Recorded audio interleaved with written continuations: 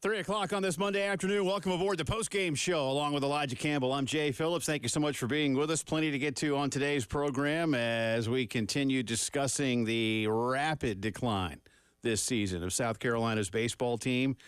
Now losers of 6 in a row.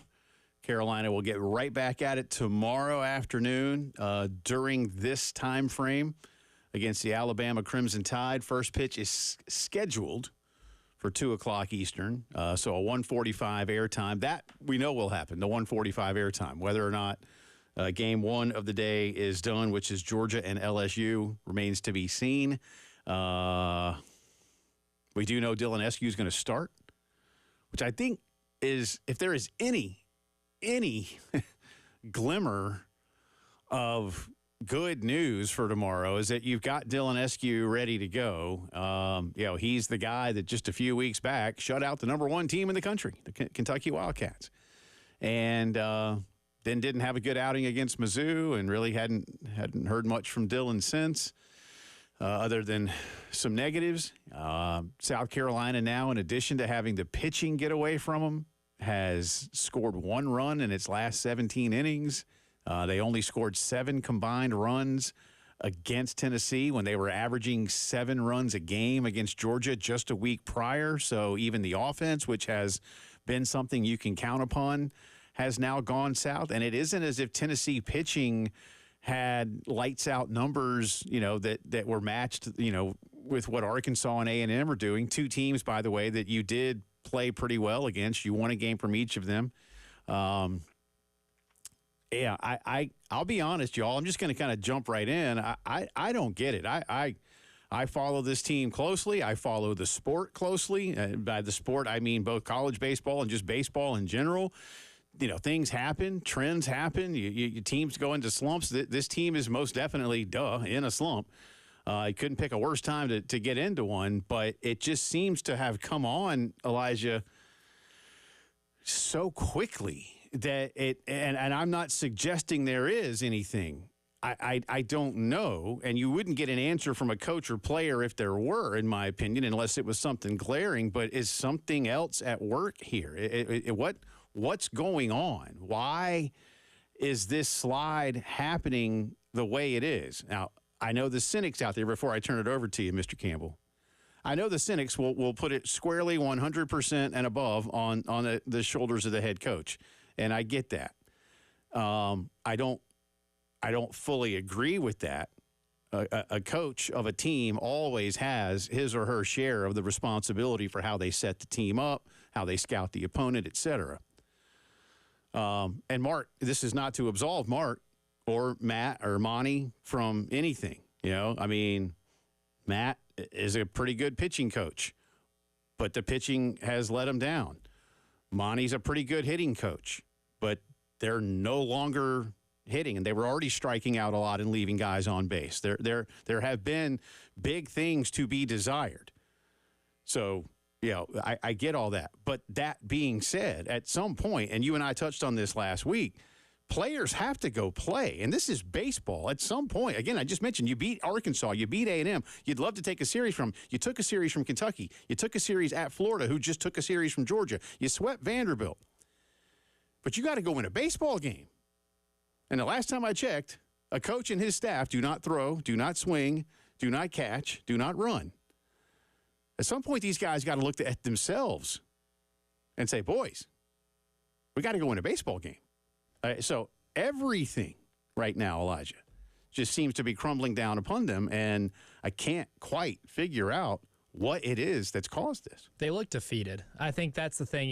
Even in the game on Saturday against Tennessee, when they continuously kept getting out at the plate, and when they would even survive innings, they would get to the plate, strike out looking, and just look defeated. It does kind of feel like there is a zapping of enthusiasm that has happened, even with the team right now. I know after the Georgia series, Mark in the postgame presser talked about getting the guys together and asking them, do you guys think the season's over? And they all said no. But at the same time, even when he said that in the postgame presser, it kind of felt zapped, right? There was a feeling in that room that the enthusiasm for the rest of the season got completely zapped, and they played like it was at the plate. Look, Drew Beam's a really good pitcher. Tennessee's best pitcher, who's usually the middle of the weekend pitcher, is solid. But there's some vulnerability in that pitching staff, and they didn't take advantage of any of it. If you would have told me that there'd be a game they held the Volunteers to 4 runs in a game, I'm telling you, that's the one they win. Yeah. You hop on that opportunity, you take it, you get a win at the number 1 team in the country, you boost your resume a little bit, and there's a little less pressure on you to have to win in a place where you historically have been terrible. But they couldn't take advantage of that. And I think that is just a microcosm of where this team is at right now. There's an overarching frustration of, like, a feeling of whack-a-mole, right? Like, you finally got a little bit of pitching this weekend, or you finally got a pitcher to get you past the 5th inning without substantial damage, right? And you still lost that game because he was in maybe 1 inning too late. But then, you're still able to get enough outs, and you're still able to keep some zeros on the scoreboard against one of the best hitting lineups, if not the best hitting lineup in the country, but now you can't generate the runs to win. Early in the season, what was it? You're getting hits, but you can't hit with runners in scoring position, and you're losing close games. A lot of LOB, yeah. Yeah, and 2 games against Clemson where you lose by 1 run in which you left a lot on base. Then you get to the point in the SEC season where you're generating a ton of runs, and offensively you have found a lineup that worked, but you can't get your pitching now to be able to match up with it. You can't figure out the roles for your pitchers. You can't get guys to start games and get you halfway through a game before having to go to your bullpen, which has been inconsistent for the most part this year. But then you finally get a little bit going on the mound in the last game and a half against Tennessee, and only Cole Messina is a guy who can get a hit in, 26 at-bats? Something like that. That's the frustrating thing with this team, is they've shown at different times this year, different players have had flashes that showed what this team can be. They have not once been able to put all of it together for an entire weekend against a high-quality opponent that makes you feel really good. And now when you've lost 7 straight, now you're just digging for something to find some enthusiasm, and it feels like this team has run out of places to dig. Yeah, and I don't know, if a long bus ride back from Knoxville Saturday night and then another, 5-hour-ish, maybe close to 6-hour ride to Hoover today is any better for them. That's just boring when you're not having fun. Does that manifest itself in even more negativity? I'm not predicting that. I don't know. Mark spoke today. Let me go ahead and tell y'all, typically, of course, Coach Kingston is with us on Mondays during the season, but because they're playing tomorrow, they're traveling as we speak. So Mark had a press conference today in the noon hour. He will not be with us today, but we'll get some comments from what he had to say. But I'll go ahead and tell you one of the things that he said was, I'm paraphrasing, is we know it looks like doom and gloom to the folks on the outside, but that's not how it is on the inside. Now, does that go back to a point you made about a couple of weeks ago?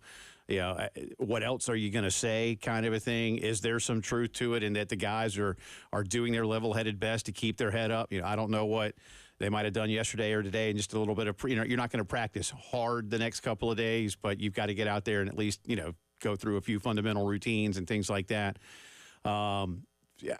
Look, they know what's at stake, and they as Mark told us a week ago when we asked them, amongst many things, about what's going poorly. What's the chatter amongst the guys when it comes to the postseason opportunity potentially slipping away from you? And he said, look, like everybody else, they see the projections. They know what's up. I'll go ahead and tell you, and we're going to talk about it a little bit later. Carolina, the D1 guys, Mark Etheridge and Aaron Fitt and Kendall Rogers, did their latest projections podcast today. I was watching it live. Elijah watched a portion of it as well. And they've still got South Carolina in. Now, I will tell you, this was the first time that I actually listened to them debate the merits of South. They basically had South Carolina, Florida, LSU, and Vanderbilt, and I'm missing one. Oh, and Alabama in a discussion, and basically said, I don't know if we can get all these teams in. Ultimately, they did. They weren't trying to necessarily, but it was interesting because what they did is they were ready to kind of put them all in during the course of their discussion. And then they took all 5 of them and moved them into the bubble column so they could go ahead and put like a couple of other automatic qualifiers in and then see how many spots were left. And ultimately, they all came around to the conclusion that the strength of schedule number, the RPI number, and a few of the other advanced metrics that all are favorable to SEC teams were working to their advantage. And even said of South Carolina and Florida, and it was Kendall Rogers who said it, and again, I'll paraphrase, but it's like, hey, if the committee / NCAA are going to not only come up with these new analytical formulas, but if you're going to come up with these and then tell us that's going to be part of how you measure a club, then you actually have to use them to measure a club. And each of those teams that were in the Southeastern Conference bubble discussion all were looked upon quite favorably when it came to both the RPI and some of the other analytics. Now, tomorrow Carolina plays Alabama. I don't think it's necessarily – it's definitely an elimination game from this tournament.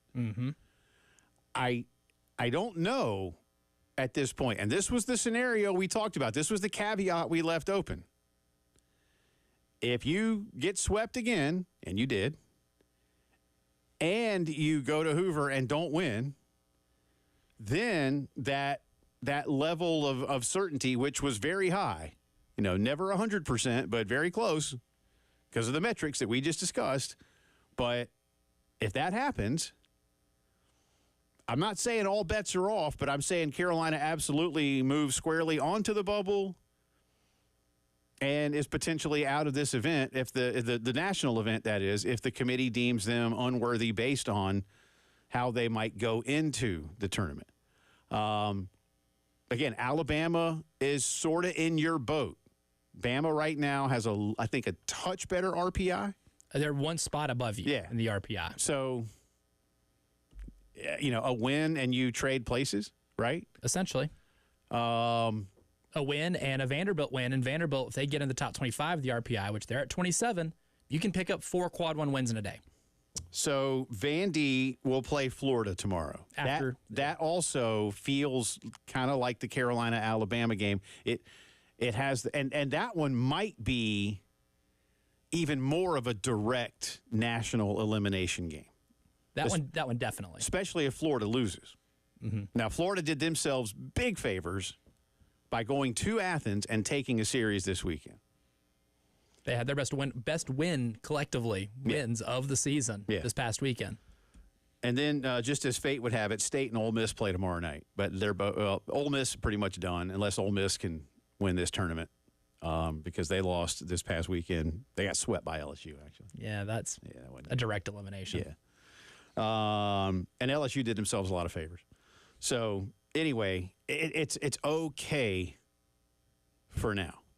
But in terms of national tournament chances, it is far, far from okay when it comes to how this team is playing. And, I would think there's very little optimism about what happens tomorrow. Again, is there a glimmer of good news that Dylan Eskew is pitching tomorrow? Perhaps, if he can regain some form like he had against Kentucky and a few others earlier in the season. If not, and listen, other than the team, there may be as many Gamecock fans in the stands as there will be in the dugout. Location does you no favors. Yeah, everybody else will be cheering their rear end off for the Alabama Crimson Tide. A lot of houndstooth in the stands. Yeah. So whether that matters or not remains to be seen, but it does not bode well. Join us, discuss 803-404-6100 on the phone lines or the text line. We'll get into that for you. We'll get into the full D1 projections. We'll got some sound from Coach Kingston. We'll get into a lot of the other things going on, including, speaking of being swept, the Atlanta Braves just got swept by the San Diego Padres. Oh, my God. What a weekend for you. Yeah, at least Arsenal won. And they didn't win the title, though. I'm not having a good day, man. No, it's not. You can't even enjoy the one win you got. I can't. But I'm trying. But I'll do my best to pick it back up on a Monday. You're listening to the Postgame Show.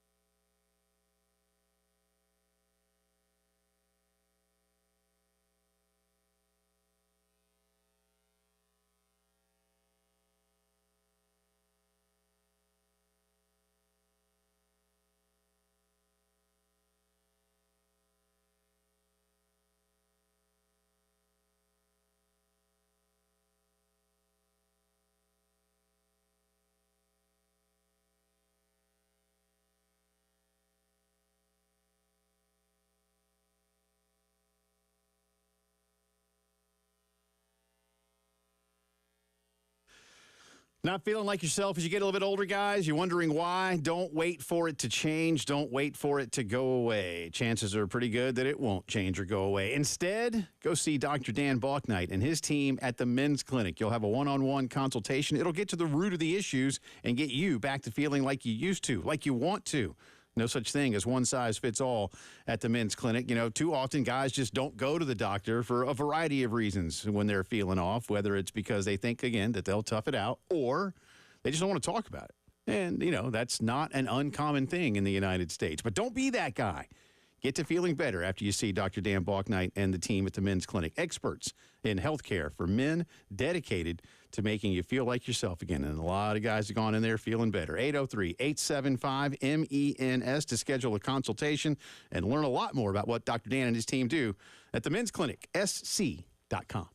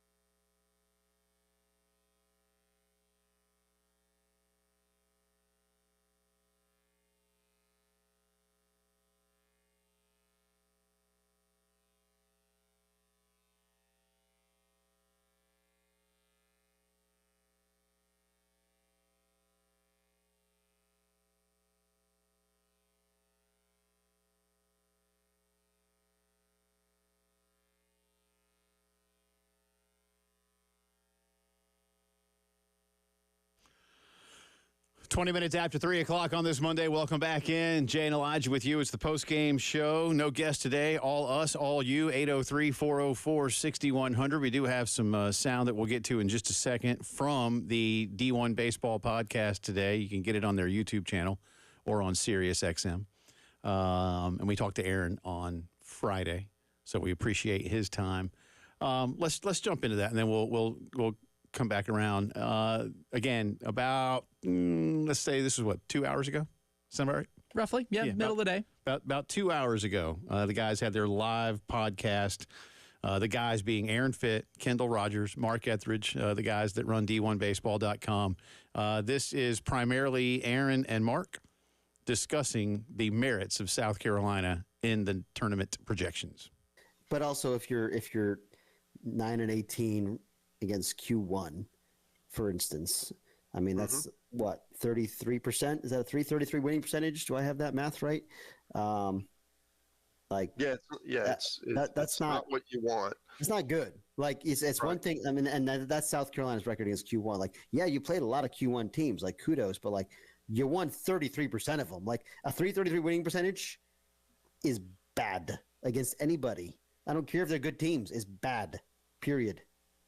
So they should just play worse teams? Is that what you say? No, they should play better against good teams if they're going to play a lot of good teams. Like, you have a luxury. You play in a great league. Yeah. You play in a great league. You have this opportunity in front of you.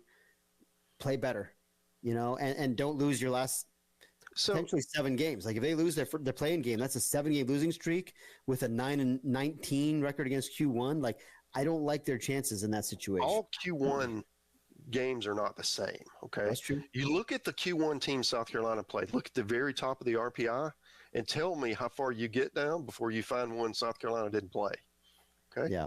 You're going to get to 8, okay? So they played the top 7 RPI teams. Well, who's going to win those games, right? You're not going to have a lot of success if you play that many good teams. And that's kind of where when you're trying to do this, yeah, I'm playing a quad 1 team. It's on the road and they're 40, right? Well, that counts just the same as a home game against Kentucky. That's okay. Fair. Well, that's not the same. But and that's what I'm trying to go in and look at the nuance between how these are being judged. That last voice was Mark Etheridge. The other was our buddy Aaron Fitt. Mark makes a good point, and they did go on to discuss, again, some of the other metrics and analytics that are favoring South Carolina still. I'm not here to tell any of y'all this, nor is Elijah, to make you feel better about the team or anything like that. That's really, I think we've all. It wouldn't make me feel better. Yeah, I think we've kind of crossed a Rubicon there. Winning games is going to make you feel better. But, for those, and I can compartmentalize, I think there's 2, possibly 3 groups of fans right now. There are the fans that absolutely 100% are backing them and want them to very much make the national tournament wherever it is that they may be seated and sent. I think there are those who are a little bit mixed of like, well, I do want them to go, but I don't think we're going to do very well, and I don't want this to continue. And then I think there probably is a third group that's like, no, I don't want him to go because I don't want the guy in charge to be here anymore. And if they don't go, then I know he's going to be gone. Which I don't know that to be the case, by the way, but I'm assuming that's how some people feel. And again, I'm not judging anybody, but we're sharing this with you because these are the experts that don't have a dog in the hunt telling you this is still a ball club when all is said and done, that at least for today still projects to be in without too much consternation. That said, Aaron Fitt is 100% right. And that's what you and I said at the top of this show. At some point, this is sports. You have to go win a game. And this is baseball, where you get lots of chances to go win a game. And you seem to be regressing. And that is still going to be the rest of the afternoon as we discuss this, and even tomorrow in a build-up to a tournament game in Hoover. Why are they sliding so quickly? And I don't, again, I'm not here to argue with those who don't like Mark Kingston. You can say it's on him to a large degree. I'm not going to disagree with you. You're right, it is. But it's not all on him. It's just not. Because coaches don't play. And he's got some good players. Cole Messina just got named all-conference. Ty Good, until the last couple of weeks, had a conference ERA under 3. Ethan Petrie is still a dude who has moved into number 6 all-time in South Carolina home run history.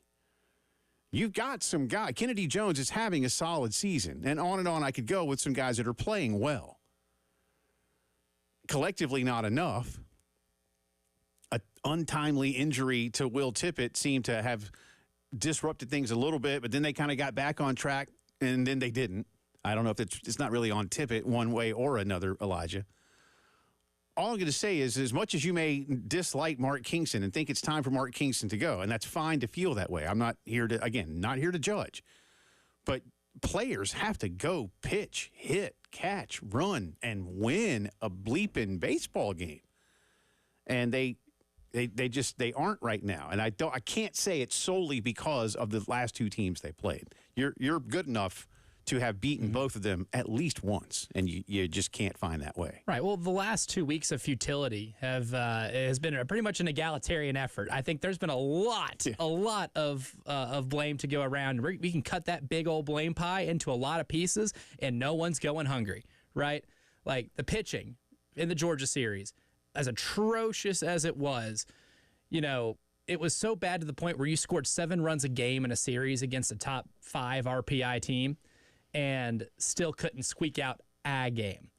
That same pitching staff did not give up a double-digit run game to the best hitting team in America. But you still couldn't score enough against a slightly above average pitching staff to win a game. You haven't gotten anybody on the same page at once. Right. And in baseball, you've got to be able to get both from your bats and from your arms. And they can't seem to get them at the same time. And you can tell that it's a dejecting experience for a lot of these players too. Guys that were hitting really, really well just 2 or 3 weeks ago haven't hit as well. Kennedy Jones struggled a little bit. Talmadge Lecroy's had a stretch. He had, he's had some RBIs this weekend, but his bat has really declined over the last little bit. And as good as Ethan Petrie's been, as good as he, hits that home run to start the game on Thursday night to give you a little bit of hope that, hey, that we're bringing the bats to Knoxville. Mm-hmm. They go completely dead for the last 2 games. You have a chance to basically just face Tennessee's bullpen for the entire game, and you squeeze 1 run. You went like 26 straight batters without anybody getting a hit, with only Cole Messina getting a hit in that stretch. That will not win anything. I don't care how well you're pitching. They just haven't been able to get everything going at once, and that is an incredibly frustrating thing for this team. And you can tell that no matter what Mark Kingston's trying to do with the lineup, hadn't worked the last 2 weeks, even though he's gotten some runs. It hadn't worked because you haven't been winning because the pitching was bad. And then when you think you found a good rotation or you found something that can get you deep into a game and it still be competitive, you still can't get your bats to live up to what they were doing a couple weeks ago with the exact same lineup you had that you thought was working. It's a mixture of a lot of things. Yeah. And I don't think there's a player on this team right now where you can't point at one stretch in these last 2 weeks where they have played you can't find a stretch for any of these guys in the last 2 weeks in this losing streak where they haven't played poorly. Yeah, I agree. And Mark and Monty are doing all they can with that lineup. Yeah. Trying to find, shift you thought the guy you here, had it. move a guy there or for something. For the last 4 weeks, you thought you've had it because it was putting up these ridiculous offensive numbers. And that's what baffles me. It's like, where'd it go? It just just gone. Disappeared. Yeah, it's just gone. I did make a mistake earlier, by the way. The Braves have not been swept because there's a doubleheader today because of the rain out on Saturday. So they actually are going to play again at 5 o'clock. They're swept up to this point. So there's a sliver of hope that the Braves will split a doubleheader today and not get swept. The Padres are sweeping. The swept is not past tense. They're in the middle of it. We still have to collect the goods in the dustpan. They still have their broom in their hand. Maybe something better will happen. More on Carolina baseball as the postgame show continues.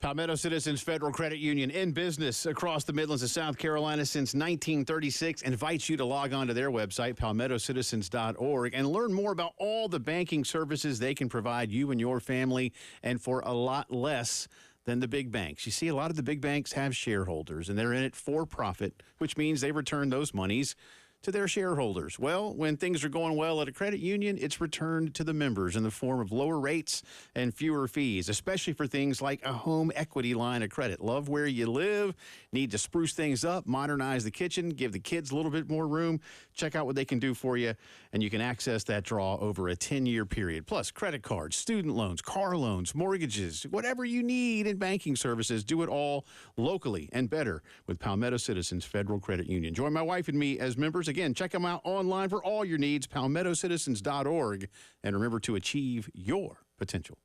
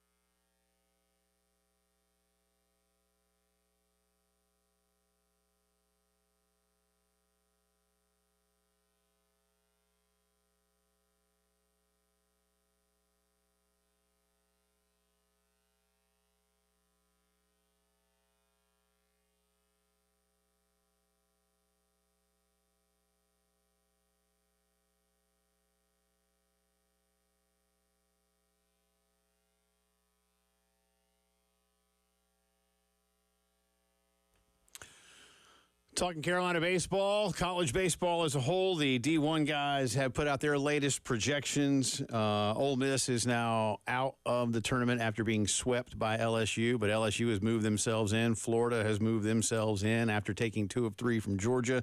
South Carolina is still in. Vandy is holding on. Vandy took just 1 of their games against Kentucky, but they have a nice opportunity tomorrow against Florida. Here's how the SEC tournament shakes out. Tomorrow morning, 10:30, first pitch. Gosh, like Saturday Little League, man. Hey, 9:30 local time. Yeah, I know. Yeah, in Hoover, 9:30. Got to eat your pregame meal at like 4. I do remember some games on Saturdays like so early. Anyways, Georgia against LSU. Winner gets Kentucky on Wednesday. Same time slot.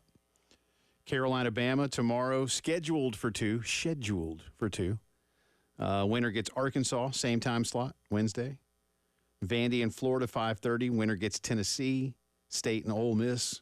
Winner gets A&M. Losers tomorrow are all eliminated.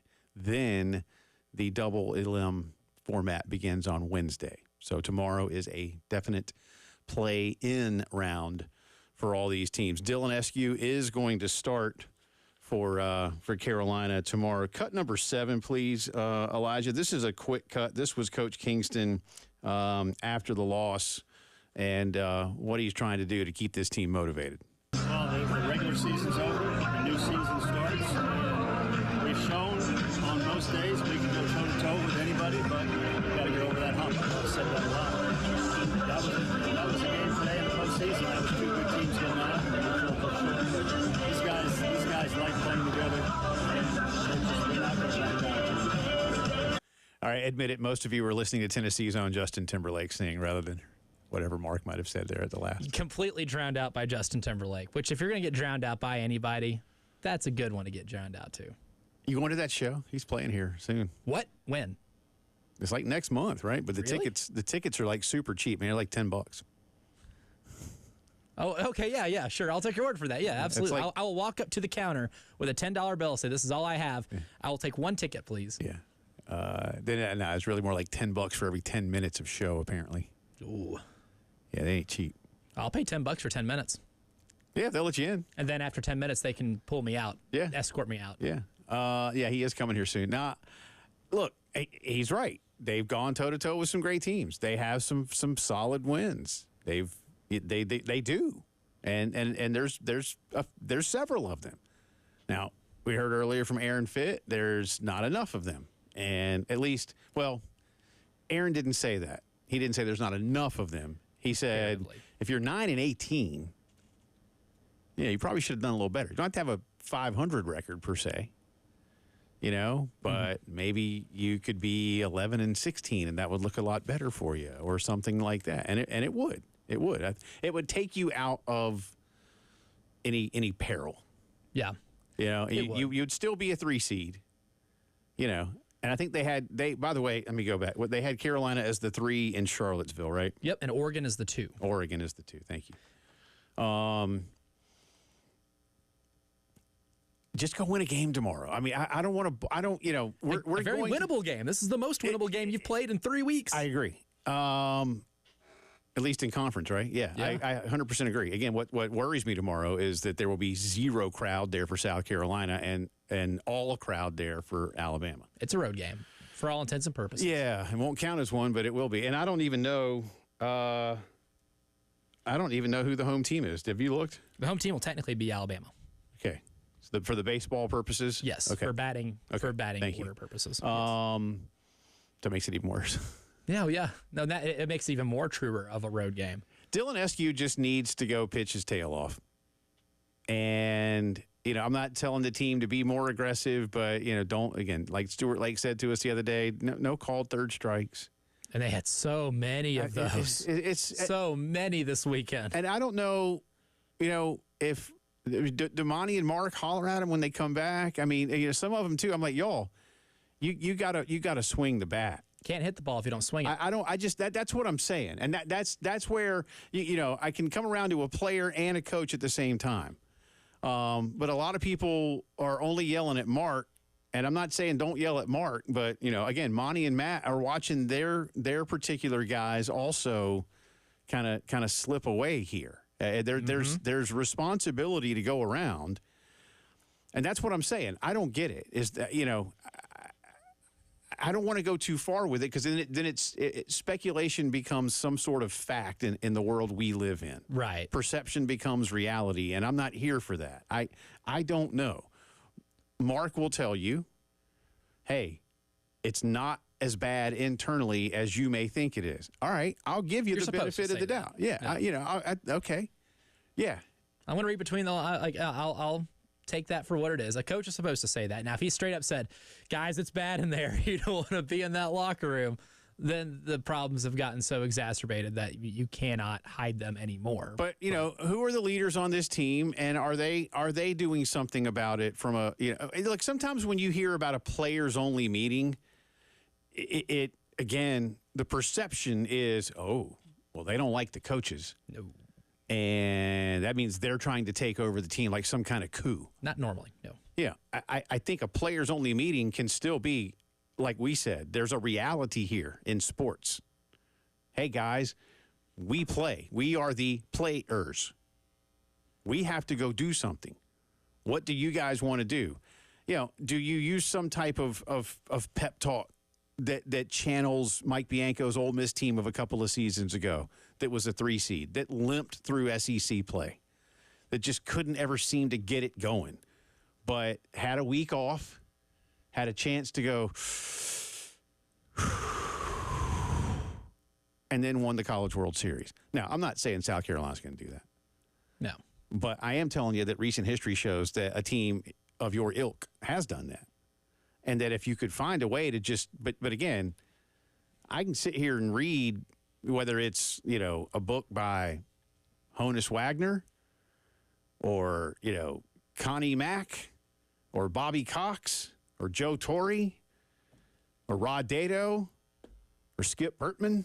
I can read you every book from every great coach that's been out there. I don't know if Honus Wagner ever managed or not, but all the other ones did. He did play baseball, though. He did. Long time ago. And, I can read you baseball for dummies. I can read you baseball for smartasses. Both on sale at your local Barnes & Noble. But if you don't go hit the ball, like in Bull Durham, you throw the ball, you catch the ball, you hit the ball. This is not hard something. Go do it. Yeah. And I'm going to put that on the players. At some point, go do it. Again, what does the long-term future hold for this program? I don't know. We'll discuss that when there are no more games to be played. Mm-hmm. But in the short term, there are games to be played, and players with uniforms and gloves and helmets and bats go win a baseball game. And here's the thing, they're clearly devoid of some confidence right now. That's one thing one thing I can take out of this weekend is that there's probably a zapping of confidence that's happening within that team too, which is totally normal human reaction when you drop 6 straight games. I don't care if you're playing the best teams in the country or if you're going to play Cal State Northridge. Does not matter, right? One thing I found fascinating here in just the last few weeks, I listened to a lot of LeBron James and JJ Redick's podcast, Mind the Game, and they got in a conversation once, and JJ goes, "Don't tell me you've never just watched your YouTube highlights." And they laughed, and LeBron goes, "No, I do that to this day. If I'm in a slump, I'm going to go watch my YouTube highlights and say, that guy is in there somewhere. Mm-hmm. Where is he? Mm-hmm. Where is he?"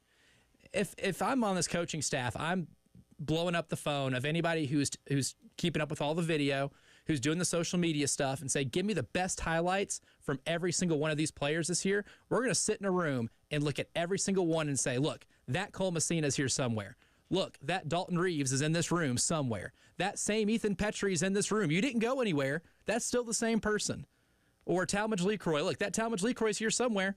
He's in this room right now. That same one. It's not a different person we're looking at on the screen. And just go down the line, because at some point, you got to realize that you can do it because your body of work has indicated that you have. Now is the point of the season where you really got to get your head out of it and be able to look at what you've done and replicate the good things that you've done, because you're getting to the point where it is too late. Yeah, I mean, tomorrow could be the last game. It could. I don't think it will be, win or lose, but it could.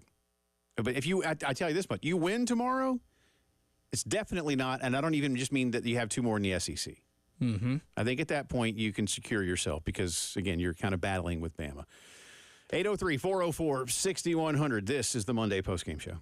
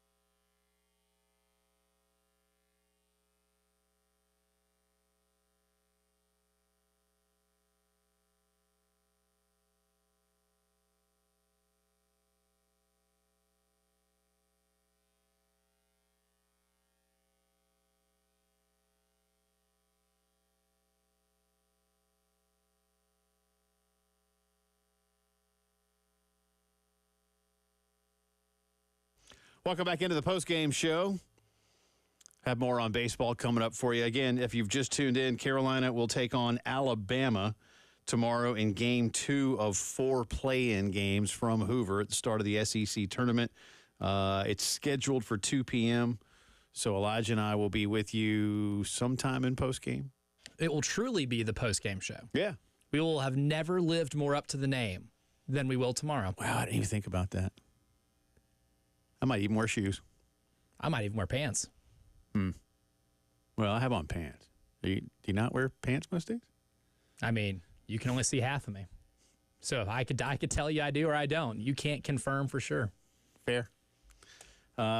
Scheduled for 2. Georgia and LSU go first. That one will definitely start at 10:30. Actually, well, it'll probably be like 10:35.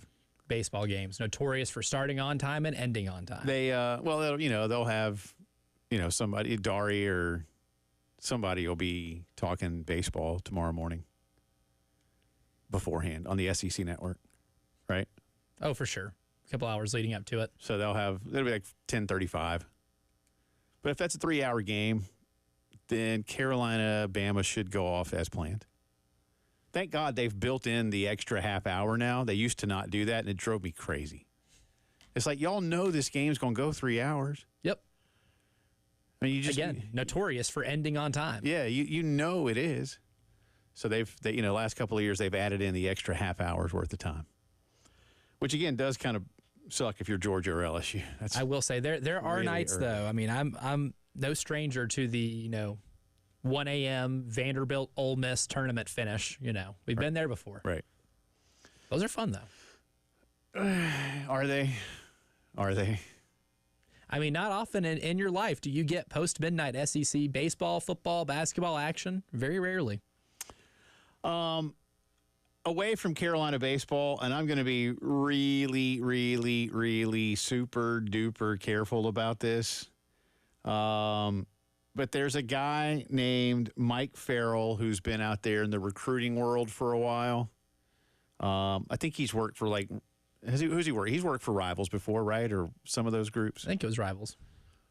And he calls himself the godfather of college football recruiting.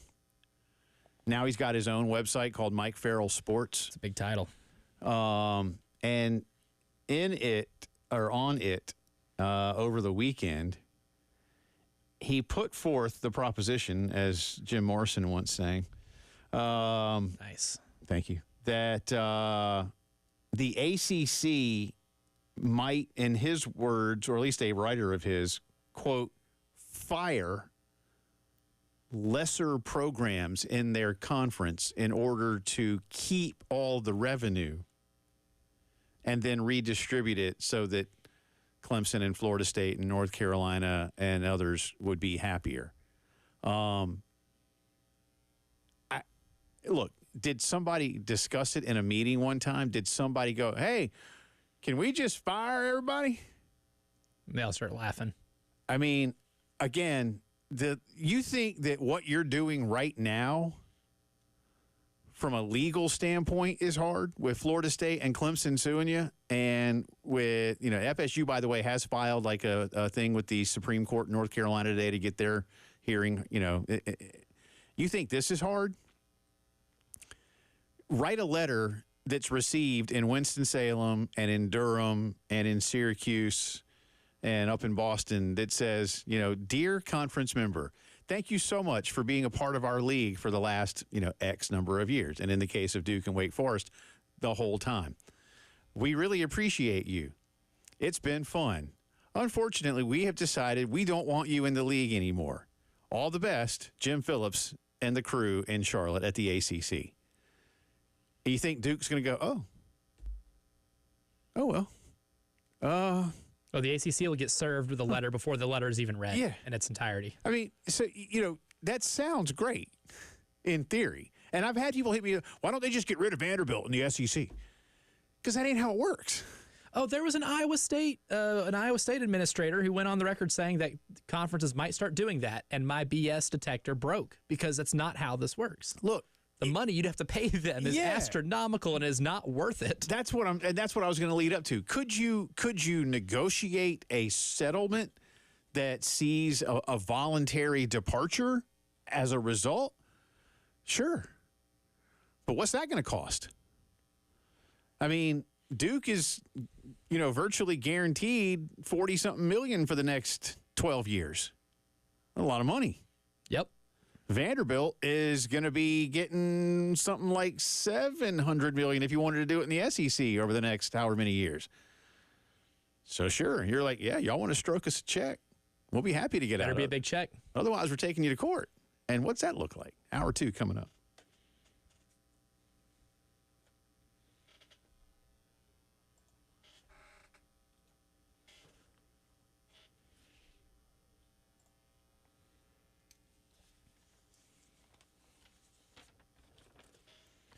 Get us a quick word from my friends over at Columbia Secret for Weight Loss. My friends Paul, Grant, and Shaylin over there at Columbia Secret for Weight Loss have done wonders for me in terms of just establishing healthier habits and being able to reach a weight loss goal that I set out for myself at the very beginning of this process. It wasn't much, and they do it for whatever your goal is. It doesn't matter if you're trying to lose 15 pounds, 50, 100. They're going to get you on a plan that's going to be able to help you reach it, that it goes in accordance with your lifestyle. And I surpassed my weight loss goal. I dropped 20 pounds, and I'm actually at a better weight now than I was when I was in college. I'm sleeping better. I'm eating a whole lot better. And again, just developing healthier habits that will create a more sustainable way of life for myself.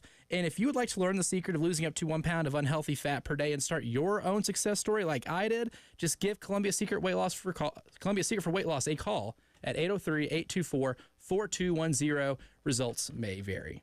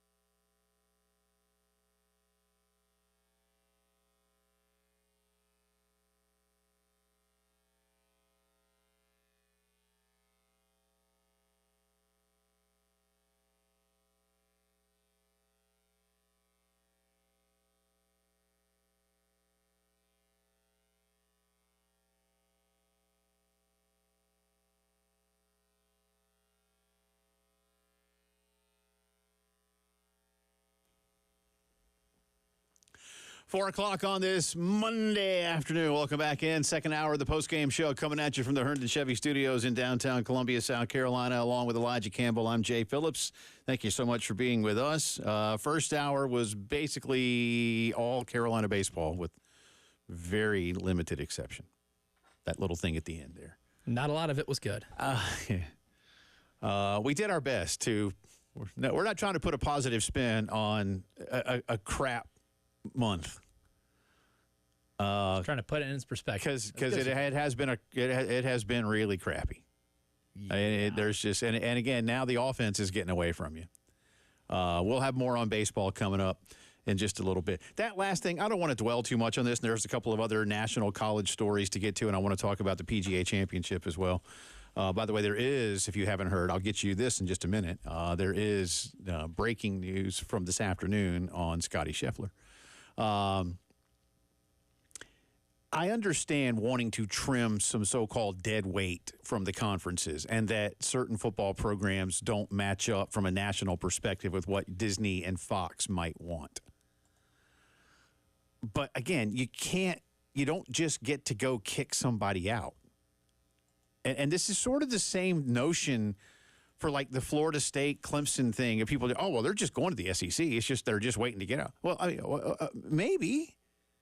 But you don't know that because if there were ever any proof whatsoever that one or more of these schools, while members of another conference, had spoken with, a third or a second conference, and that could be proven in court, my God, that could be brutal for both conferences. I mean, the ACC might own the SEC at that point. Yeah, Greg Sankey will be wearing like a jester hat walking around Jim Phillips' office in Charlotte. The imagery of that, actually, I'd kind of like to see that. Dance, oaf. Right?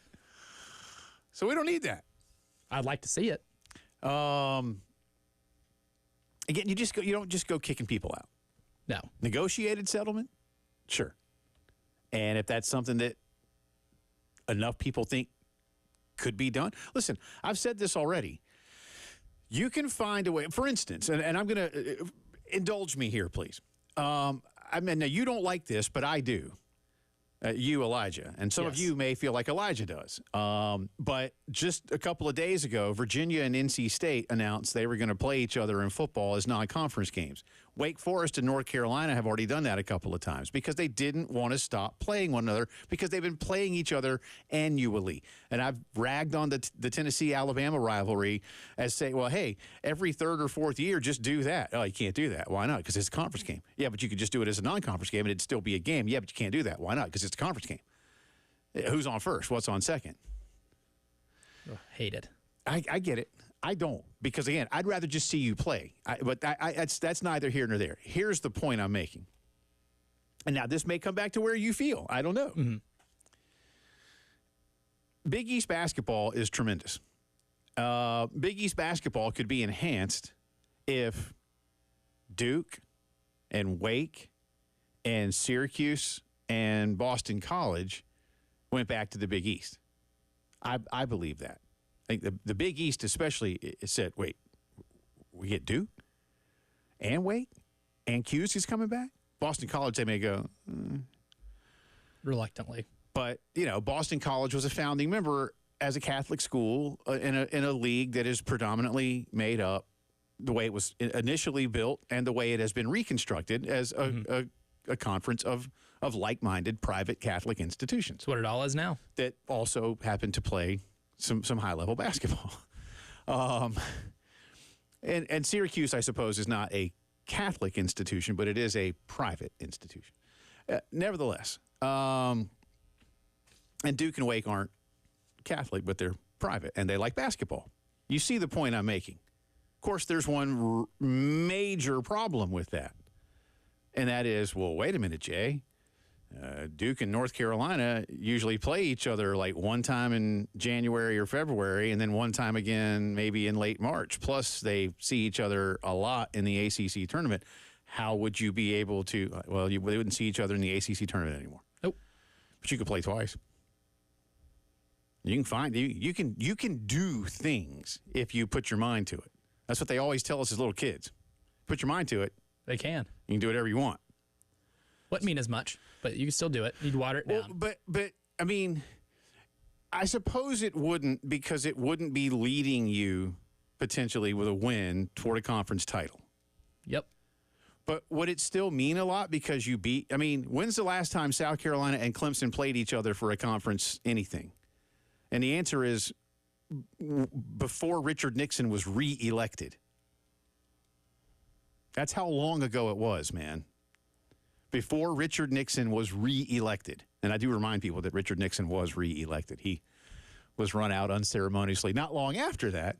But it did happen. But he was reelected. That's how long it's been since South Carolina and Clemson have ever played each other for anything meaningful within a conference structure. Very rarely have they met for anything on the national level. But when they have, it's been baseball, and it's all gone Carolina's way. So it's still fun for Carolina fans to hate Clemson and vice versa. It's doable.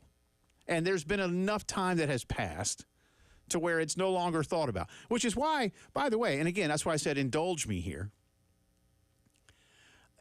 I don't know how long ago. It was in the old building. I remember, right? And we've been in this building now for like almost 10 years. But I remember having this conversation one day when I was, I advocated years ago for Clemson to join before A&M and Mizzou, okay? Mm-hmm. I advocated for Clemson to come into the Southeastern Conference because I said, y'all, just imagine, to your point, how much it'd mean. How much it would mean if it was just like the Iron Bowl, or what if that was for the SEC East one day? It may not happen, but once every however many years or something. But the game where it does, it would be a big deal. And I got a lot of pushback from both sides. I don't want to do that. And I'm like, okay. And I'm saying this as a lifer. I was more surprised, honestly, at how many Clemson people didn't want it then. Now I think Clemson people would, maim and harm others to get themselves into the Southeastern Conference. And I'm not going to throw a blanket on both fan bases and say that nobody wanted it, but I remember being surprised at the level of pushback from both sides back then. So, again, to come back around and say now, oh, well, in order to keep Clemson happy and Florida State happy and Chapel Hill happy, we're going to kick out Duke and Wake. For one thing, what would the conversation be like from the brass in Durham to the brass in Chapel Hill about this? I mean, they may not, North Carolina might go, whoa, hold up. Two of the biggest days of the year are against them, plus other days that matter against them too. Plus those often times when you see them in the ACC tournament, because they meet each other in the ACC tournament about 5 times every 10 years. A lot, yeah. It's a frequent occurrence. Yeah. So, this notion of just we'll just kick them out. That's just, again, it's lazy, and it's not going to be easy. I get it, I understand it, but to just say it as if, all you got to do, because again, Elijah, you know what they would have done? A long time ago, you could have said, hey, Vandy, hey, Northwestern, hey, Wake Forest. Or Northwestern. Hey, even maybe, probably not Stanford, because Stanford is just so powerful as an athletics department. Cal, maybe, though. Be like, hey, Cal. It's good knowing you. Rice. Mm-hmm. We'll see you. Appreciate you. Listen, I know you're all going to either operate on my heart one day or defend me in a lawsuit one day or help me sue somebody as a plaintiff. But other than that, or maybe help me with my stock portfolio. Things that matter outside of the football field or basketball court. But I don't need you, in my conference with sports. But hey, thanks. You know what the problem is after that interaction, what the response would be? Tired of this, Grandpa. That's too damn bad. That's your response. Right. Grandpa's response is what you'd get. Right. That's too damn bad. We're going to stay here and collect this money. Yeah. We ain't taking the one-time check. We're going to stay here. And look, I'm not trying to measure worth directly on like Twitter follower, but the guy that wrote the article that I just had again, because the guy that owns the website I've heard of, the guy that wrote the article has 200 followers on Twitter. I don't know what he is. It could even be his name is Rock something. That might be made up. I know somebody named Rock. Actually, I know a couple people named Rock or Rocky, but I mean, it might be made up. Paper and scissors. So that's why I said I'm going to take these things with a grain of salt. But I know that was a little bit of a ramble. So I'm not going to apologize, but I said indulge me as I just try to tell you all these things about how some of these machinations work. But tradition matters, and we've talked about that. That's what I'm kind of building toward here. I could see.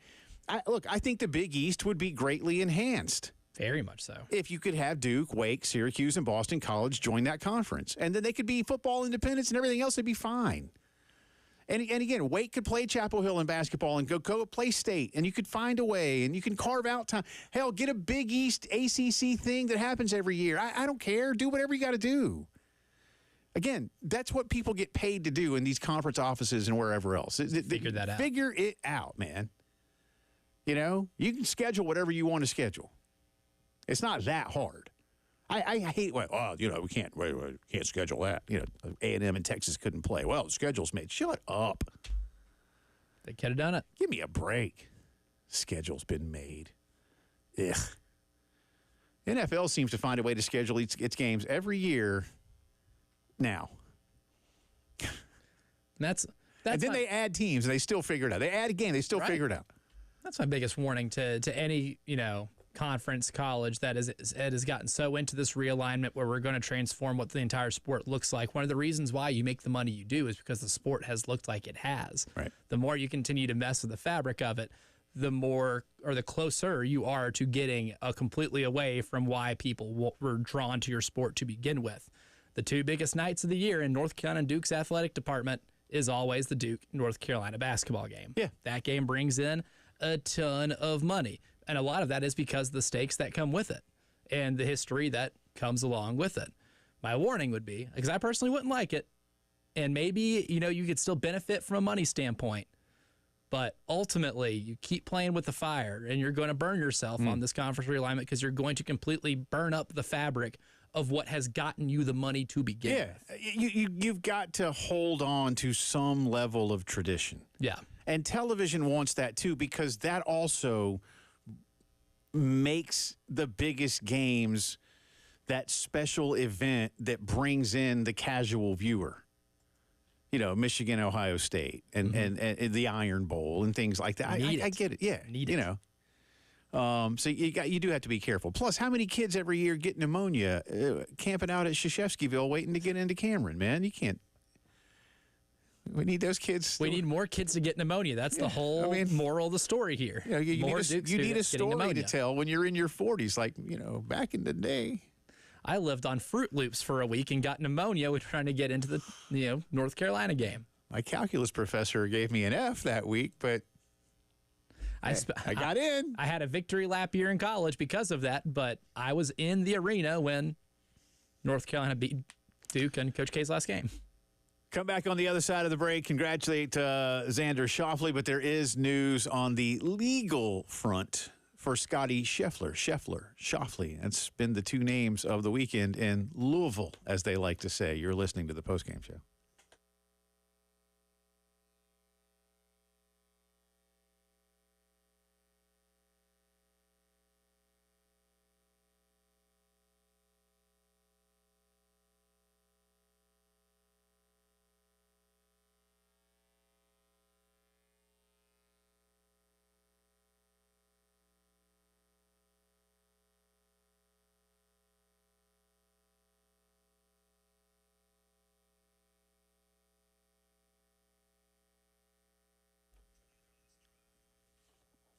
Getting ready to get hot, y'all, and it's going to probably stay that way from this point forward as June and the summer begin to approach. AAA Heating and Air has for years been your year-round ally against the changing weather. Starting with a free replacement estimate, they can set the tone for quality and affordability. And they're telling you no right now. No payments, no interest for 12 months, plus guaranteed financing, a $1,500 system buyback, and a 15-year parts and labor warranty. That's right. Roy and Dana Finley want to make sure that you and your family stay comfortable, affordably, and for years to come. I mean, is there a better opportunity than that? No payments, no interest, guaranteed financing, $1,500 buyback, 15-year parts and labor warranty. I mean, take advantage now. Get a free estimate. Call AAAtoday.com or call them up on the phone, 803-677-1500. Tell them Jay Phillips sent you and stay comfortable with AAA Heating and Air.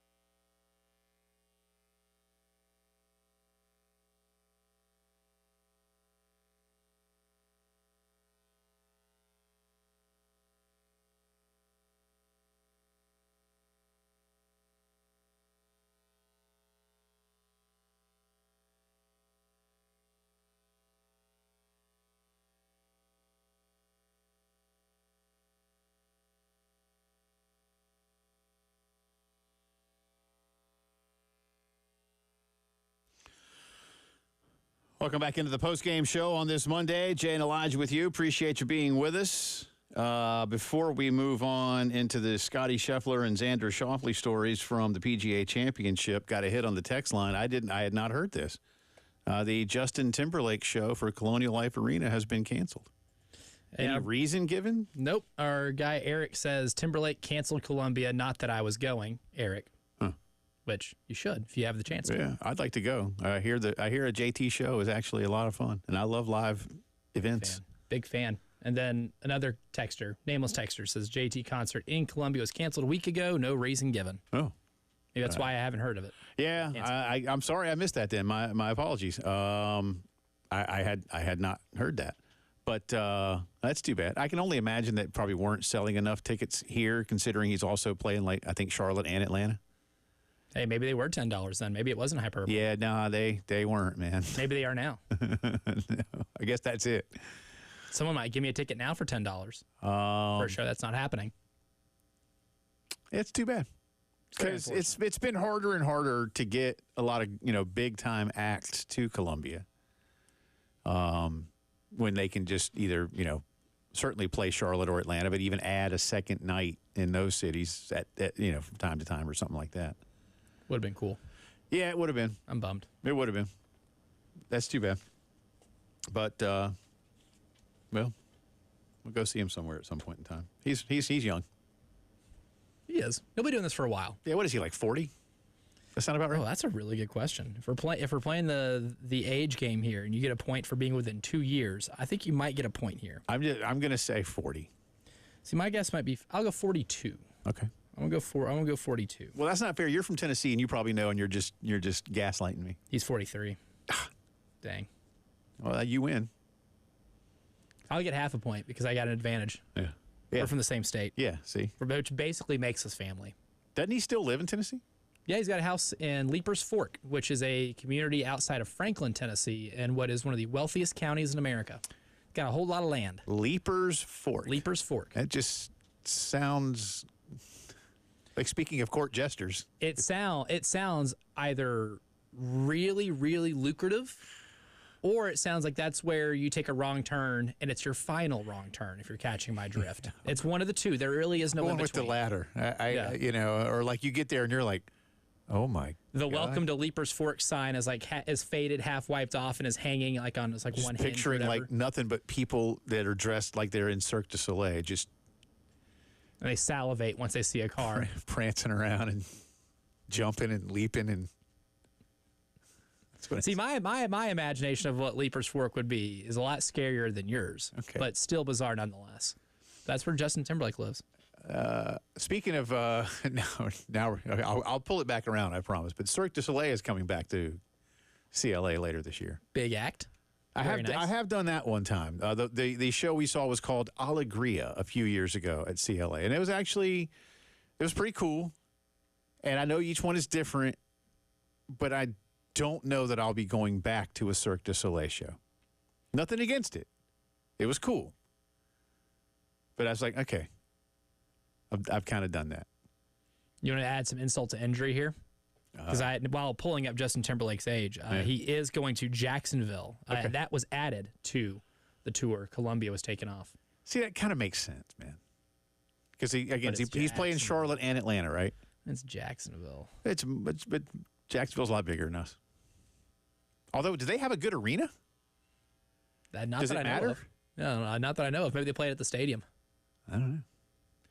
Anyway. The Jags play there sometimes when they're not in London. The London Jaguars. Scotty Scheffler's arraignment was scheduled for tomorrow morning in Louisville, but it has now been delayed until June the 3rd. Mark Schlavaugh, ESPN senior writer, says a conflict in Scheffler's attorney's schedule was the reason for the date change. That's convenient. That's very convenient. Scheffler's attorney, Steve Romines, says a not guilty plea will be entered on the new date in Louisville. Scheffler is not required to attend the arraignment, which, again, was scheduled for tomorrow morning. Scheffler has been booked on 4 charges, including second-degree assault of a police officer after his vehicle allegedly dragged an officer to the ground. Scotty finished 8th at 13 under par. Had a bad Saturday. He had a fine Thursday, a fine Friday after all this, a bad Saturday, and a very good Sunday. We played well. Can't win them all. No, you can't. Some days are diamonds. Yeah. Some days are stones. Some days you get arrested going into a golf tournament. He said after he played, he basically, I think Friday, he was kind of, he's admitted, and I'm paraphrasing here, I was kind of numb to it all. I just got there. I went and played golf. I had a great round. And then he said it all kind of got back to the house, and it all kind of got on me. He said he didn't eat much Friday night and realized, like, I guess this is actually I don't think he had time to process what level of seriousness this may have in front of him. And listen, there was one report today, and I think it was a little premature, that suggested all of these charges were going to be dropped ASAP. If you didn't hear, the mayor of Louisville, I think the mayor is sort of embarrassed by all this. I wonder why. Yeah. But apparently the arresting officer, for whatever reasons, did not have his body cam on. Conveniently. And so there's that. Now there's like Jeff Darlington's video, and there's a few other places that had some video, and there's some kind of still cam security, I guess, they can get. And they're gathering all of that up, and they've asked, hey, if you have any video, please send it to the police department. We're trying to do all this. I imagine that, Scotty's attorneys and his team will also be looking over whatever video they have. I think some of the seriousness of this will go, but I don't know. I was talking to somebody the other day, like, listen, the police may not want to drop all this. They may still think, like, look, a misunderstanding or not, one of our guys got hurt. And I do know now, we kind of had fun at the expense of the police report that said, the officer's pants were, like, ruined beyond repair. An $80 pair of pants definitely got hurt. Yeah. But I get what they're trying to say there. It's like, man, this dude got dragged so hard that his pants are turned into, dust rag. Now, it still begs the question, why in God's name did you grab onto a moving vehicle anyway, even if it is going 2 miles an hour or 5 miles an hour or whatever many miles per hour it was going? I still don't get that part. I really don't. Again, at that point, you've got enough time to run in front of said vehicle and hold your hands up. Blow a whistle. Hell, if you need to, take any kind of implement and bang the car. I don't know, whatever. I don't know, man, but don't grab onto the car. I've never heard of that. Because that won't stop the car. No. I don't know that much about vehicles. And it was a Lexus SUV. He wasn't in a Prius. And I don't even think you would stop a Prius. Nope. What are those tiny, tiny little ones, man? Like a Fiat? That are even smaller than a Prius. You know what and you see them around, like, especially, you can just get them into anything. Like, you can basically hold you and maybe, like, a bag of groceries. A Matchbox car? Hot Wheels? Right. I don't know the name of it, but, I mean, they're like those just super, super tiny ones. But they make a Prius look big. You're not stopping that either. You're not stopping that. Absolutely not. Exactly. Thank you. That's my point. Yeah. It's not. And I don't care how big and strong you are. Right. I don't care if you eat Wheaties every day. That thing will drag you. So, poor decision. Yeah. So I don't know. In the meantime, way to go, Xander Schauffele. And listen, I like to blend fact and opinion and how I feel as a sports fan. So I'm not going to lie to you, my audience, because I love all you guys and I appreciate that you've stuck with me for all these years. I am super, super, super, super, super glad that Bryson DeChambeau didn't win the PGA Championship yesterday. You were sweating it out, though. I was. You got to that 18th hole, and it got close. And I was texting with a few people yesterday, and we all had the same thought in mind, like anybody but Bryson. And, yes, it is partially because of his defection to the LIV Tour. But even when he was still on the PGA Tour, there's a couple of guys. Him and Patrick Reed are at the top of the list. I'm just not fans of. Unlikable figures. And when Bryson plays, it's weird how good he is because I'm like, how do you, I don't get it, man. It's funny to watch him swing a golf club because it is a very big, strong man, big muscular guy where his arms are straight out. Yeah. And it looks uncomfortable. Yeah. Watching him swing a golf club looks hit ball hard. Yeah. He should be painted green, dude. It's like a constipated swing is the only way that I can describe it. But it works, and he's got a nice short game, and he played really, really well yesterday. He did. He was on fire. I will tip my cap to Bryson. He played his tail off, and I'm really glad Xander Schauffele got his first major yesterday. And that putt had some drama to it. It did. It looked like it was going to lip out. I thought it was just for a second. I was like, he got it? Oh, no. Oh, yeah. There you go. Josh Pate has rated SEC quarterbacks. Where does the Gamecock quarterback room stand amongst the 16 schools? We'll find out after this.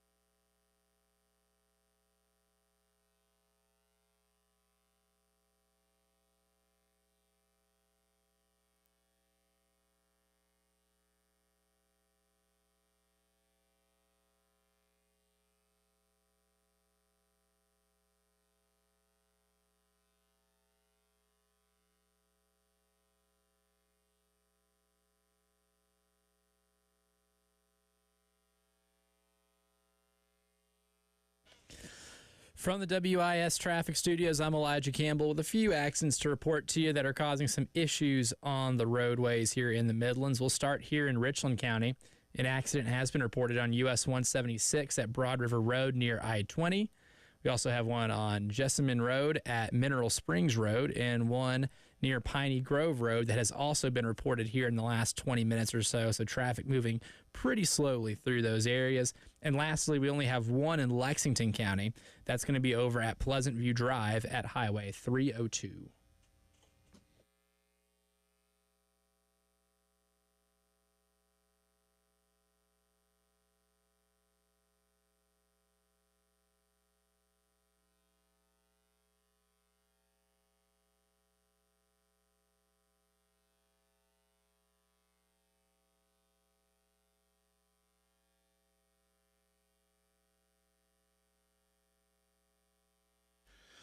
Talking a little Scotty Scheffler, Xander Schauffele, Bryson DeChambeau.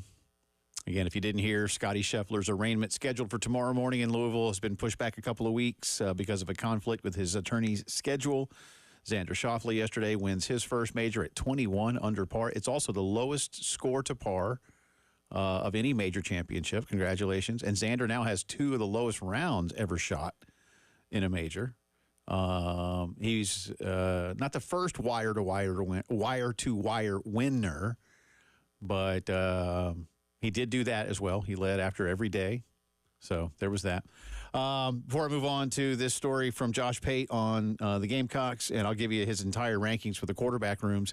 Thank you. Smart car. Smart car is what I was talking about, that tiny, tiny little thing. See, and I was trying to think if there's a brand that made. I think that's the brand. But the brand is Smart Car. Smart car. Interesting. Well, whether it was a smart car, sedan, whatever, that Officer Gillis still, He chose poorly. Ooh. He did. Good get. He did. Good get. He did. Man, I use that line a lot. That's independent. That's you and me, independent of one another, with you pulling that out. See, I'm trying to incorporate more drops here into the show, and that was one that I've wanted to use for a while. So whether or not it was a smart car or a sedan, you chose poorly. Yeah, my buddies and I, and now through the years, my wife has come to incorporate that one in. And if you haven't seen that in a while, Indiana Jones and the Last Crusade, I urge you to. It's a fantastic film. Good stuff. Good film. Smart is a German company established in 1994. We love the smart car. Let's see. Now, though, it is headquartered in China. How about that? Yep. Yao Ming ain't walking through that door. There you go. Smart Automobile Company, a joint venture established by Mercedes-Benz and Zhejiang Geely Holding Group. They're very tiny, and they look very unsafe. I feel like I would just want to, now a lot of neighborhoods, like people ride the golf cart around the neighborhood. Like the other day, it was a couple months ago, I'm on Beltline, which is a 40-mile-an-hour road, and there's a dad and his kids in their golf cart, and I'm like, dude, no. This ain't your neighborhood. You're not going, like you're on a 40-mile-an-hour. And again, on street legal. And on Beltline, those of you know, it's Beltline near Richland Mall, and like where I think they were going to Moe's. Okay. And I know Richland Mall is being, literally now being demolished as we speak. Probably literally as we speak, something's being torn down. So they're probably going to Moe's, but I'm like, again, people on Beltline like routinely go 50 plus. And I don't want your 4-year-old sitting there like yucking it up with his little brother on the back of your golf cart, and here comes some dude in a Corvette or whatever vehicle. Smart car. Right? Like it's not that. So you shouldn't do that. But these things look like that's what I would want to do, is like just take it through the neighborhood. That's about it. Like if I was in traffic in that thing or somewhere where like driving in D.C., which I've done, I'd be like, oh my God, what have I? Just please get me out of here. That's terrifying. Yeah. That is absolutely terrifying. So ain't got seatbelts in those things. I'm sure that has a seatbelt, but again, man, if something happens, Well, anyway, be careful out there. I don't want you part of Elijah's report. Exactly. So, because your golf cart would not look good in that. speaking of reports, Josh Pate of CBS Sports has a fun podcast he does a couple times a week called Late Kick. He covers college football and only college football, maybe the occasional something else, but it's very rare. It's a college football thing. Last week, he rated the SEC's quarterback rooms on a scale of 1 to 10. Before we get into everything that he had to say, and he did these 1 through 16, but in no particular order. So I don't really know how it was randomized. Yeah, I don't know how randomized. he and his staff came up with it, and that's not a criticism. But here's what he had to say about South Carolina. Now let's go somewhere where there's a lot of hope. There's no result. There's just a lot of hope. South Carolina, their quarterback room, I'm putting it at a 6.5 on the 1 to 10 scale because there's no experience. Like, there's no real proven production here, but there is so much potential. Lenora Sellers, we've been waiting on him, and it's finally his time. We were talking about him last year as if a year from now he was going to be the guy. Well, it's a year later, and he is the guy. Ton of ability, no experience. The only one way to get it, obviously. The backup situation is basically Lenore's just stay healthy. Robbie Ashford came there from Auburn. He's the backup quarterback. I don't know that, aside from him, their quarterback of the future is there, but Lenore Sellers is the here and now. He's the guy. Give me a 6.5 on South Carolina. Could easily check back in after the first month of the season and say, oh, no, that should have been like a 7.5 or an 8. Just depends on how he plays. I agree. I thought it was kind of funny, too. The backup situation is Lenore's don't get hurt. That's why Robbie Ashford's here. Certainly, you like what Dante Reno can be for you long term. It's not the lowest rated room. Like a lot of things with Carolina, it's sort of in the middle. I'm going to read them to you in the way that Josh presented them, since I figure he had a reason for doing it. So I won't sit here and try to do it with a ranking. He started. And it's only 20 minutes maybe? 15. Yeah. It's a 15-minute video. So if you want to watch it, it's again, a lot of the stuff he does is good. He's got a Late Kick Josh is what it's called. There's a YouTube channel. It's good. He works for CBS Sports. Ole Miss, 8.25. He loves Jackson Dart. A&M at 7. Weigman, he's still there. I think, okay. Carolina, 6.5. Texas, 9.5. It says that, and I'll just go ahead and tell you, Texas is the highest rated, barely, but the highest rated quarterback room in the SEC at 9.5. He loves Ewers and he loves Manning. He said maybe even in America. Yeah. Well, and they might be. They very well could. They might be. If Arch is what Arch is panned out to be. For Kentucky, he basically said the same thing that he said of South Carolina, 6.5, and he said Brock Vandegrift is there, and he hadn't played yet. So let's see what he can do. It's basically what it was, because he transferred from Georgia. But by the way, if Brock were backing up Beck, would they then be a 9.5 and be equal with Texas? Based on how Georgia did get in a good recruiting class, and I think they did get a quarterback to kind of fill in didn't that they spot. get Rashada? They did. Yeah, they got Rashada too. Yeah. That's in terms of depth and total talent in the room, I think Georgia's is comparable with Texas. The Rashada kid better do something good somewhere, man. Because, my God, his father is turning him into some blend of Roger Staubach, Brett Favre, John Elway, and Aaron Rodgers and Patrick Mahomes all at the same time. He's had such a weird start to That's a dangerous game. Yeah. When dad gets that involved. That's just my opinion, Todd Marinovich. It can be. Yeah. Good pull. Alabama, an 8.5. He loves Milroe, but doesn't know what else is there. There was the one kid I forget now. Ty Simpson's still there. Yeah, but there was another one that they like. Starts with an L. Dylan Lonergan? Yes, Lonergan. That's it. Yep, that sounds right. So anyway, Alabama 8.5. Georgia 9.25. Second best rating in the conference. And it was funny because he did. I know what he meant too. Josh said that Carson Beck could be the most important player in the SEC. He didn't say he was the best. And my God, the people that blew him up. I was like, y'all, he didn't say the best. He said the most important. And there's, read between the lines here. Mizzou, 7.25. Brady Cook is still there. Vandy, 4.5. Bless their heart. Florida, 8.5. Oklahoma, 7.5. LSU, 9. And they lost a pretty good one. Ooh, I don't know. I'm still in the I don't know phase about Garrett Nussmeier for an entire season. Yeah, but he was, he was highly thought of. State 5, Auburn a 5.5, Tennessee an 8.5 with Iamaliava, There you go. Nico. But who's behind? I don't know who's behind him. Navy Schuler is one of the quarterbacks behind him. Gaston Moore and Navy Schuler. Is that Heath's boy? That is. Navy? He named his son Navy. And Navy is a member of the Volunteers. And the Vol Navy. In the Vol Navy. That's right. That's what it's all about, isn't it? It's a fun tailgate party. That's a scene. Can confirm. And lastly, Arkansas. That's where I learned how also, to curse as a kid. like Carolina and Kentucky, a 6.5. So again, a lot's on Lenore's. We'll see how that turns out.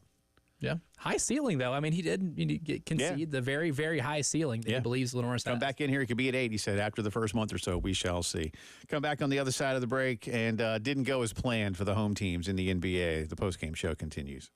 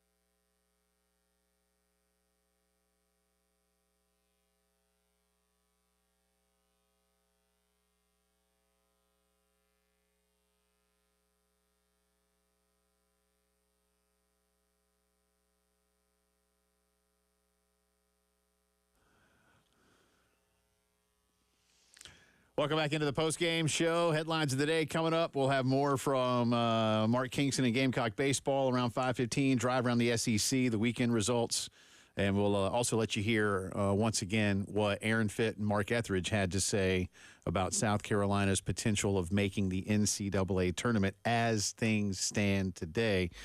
Before we talk a little bit more about the association, do want to remind you to go get the craft beer card. It's back. $30 per brewery, 12 craft beer locations all across the city. That's a $360 value. You can get it for $79. Go to 1075thegame.com, click on Sweet Deals. And while I wouldn't have disagreed with those who might have said that would have made a nice Mother's Day gift, and if your mom likes,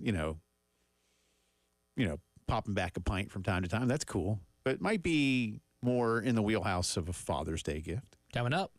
So, just my opinion. That's not me being misogynistic or anything. My wife likes a good IPA. That's cool. And she can enjoy many an IPA at a discounted rate with said craft beer card. She could. I think she would probably prefer other things, but she likes a good beer, which is cool. I like a good beer. Me too. Hard to turn down. Yep. Not surprised that the Indiana Pacers defeated the New York Knickerbockers because Jalen Brunson got hurt, and that sucks. That was the kiss of death. Am surprised that your Denver Nuggets blew a 20-point lead at home and lost to Anthony Edwards and the Minnesota Timberwolves. That was stunning. That shouldn't have happened. No. The Nuggets are at full strength. Nobody's hurt, and they're at home. They just got it kicked. And I guess some of the guys were saying that basically that the way that the Timberwolves play, it's just they are sort of Nugget kryptonite, and I suppose that's true. They do defend well. Anthony Edwards can score. Gobert does what he does. I get it, but you got to win Game 7 at home. Again, the Knicks would have, I would think, if Brunson didn't play.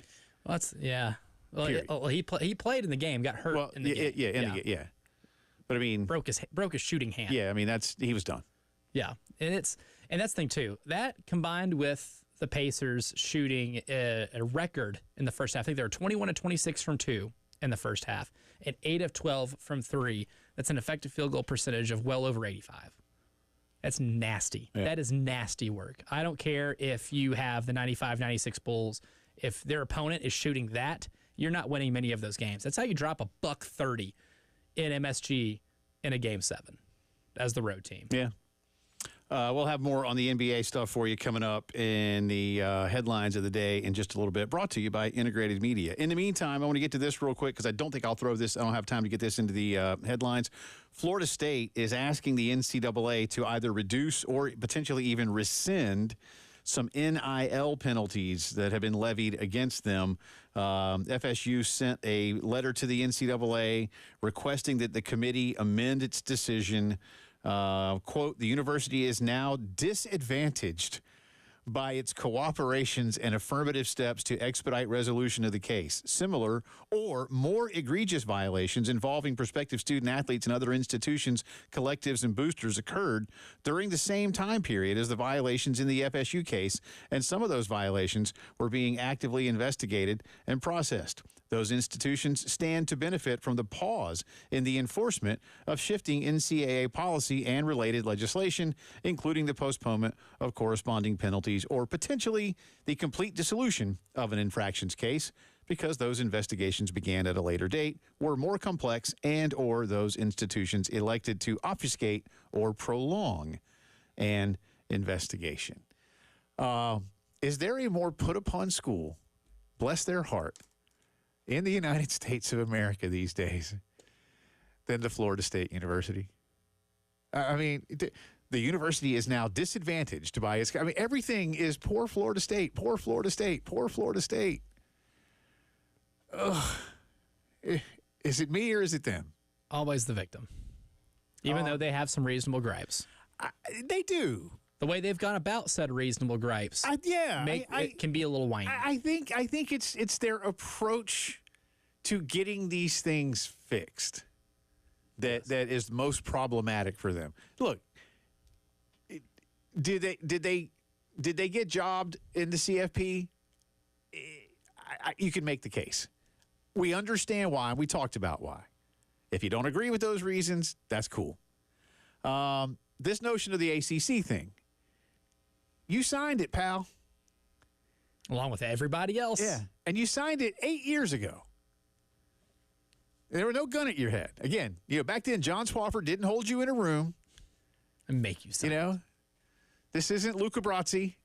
My father gave him two choices, Either his signature or his brains were going to be on that contract.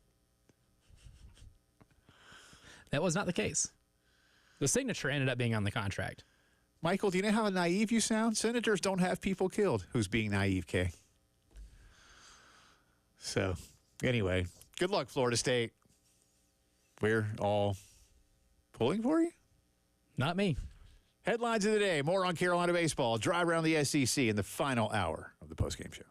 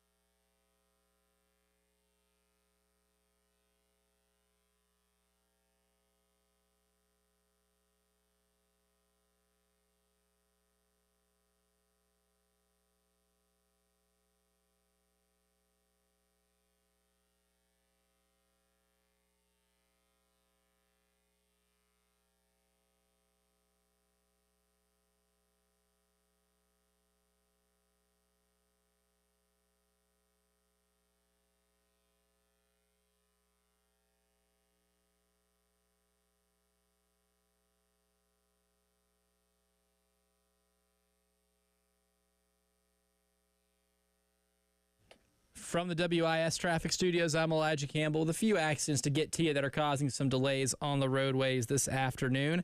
A few here in Richland and Lexington County. So we'll start here in Richland County. One on US 176 near Broad River Road and I-20 is still causing some traffic backup, has for about the last hour or so. We also have one on Jamil Road near Piney Grove Road. That one's also for about an hour or so has been causing some issue. We got a couple of new ones to report to from Lexington County. One on Two Notch Road at Highway 6 near South Lake Drive. one on Pleasant View Drive at Highway 302, one at Longs Pond Road at I-20, and one that's just now reported over at Hope Ferry Road near Midway Road.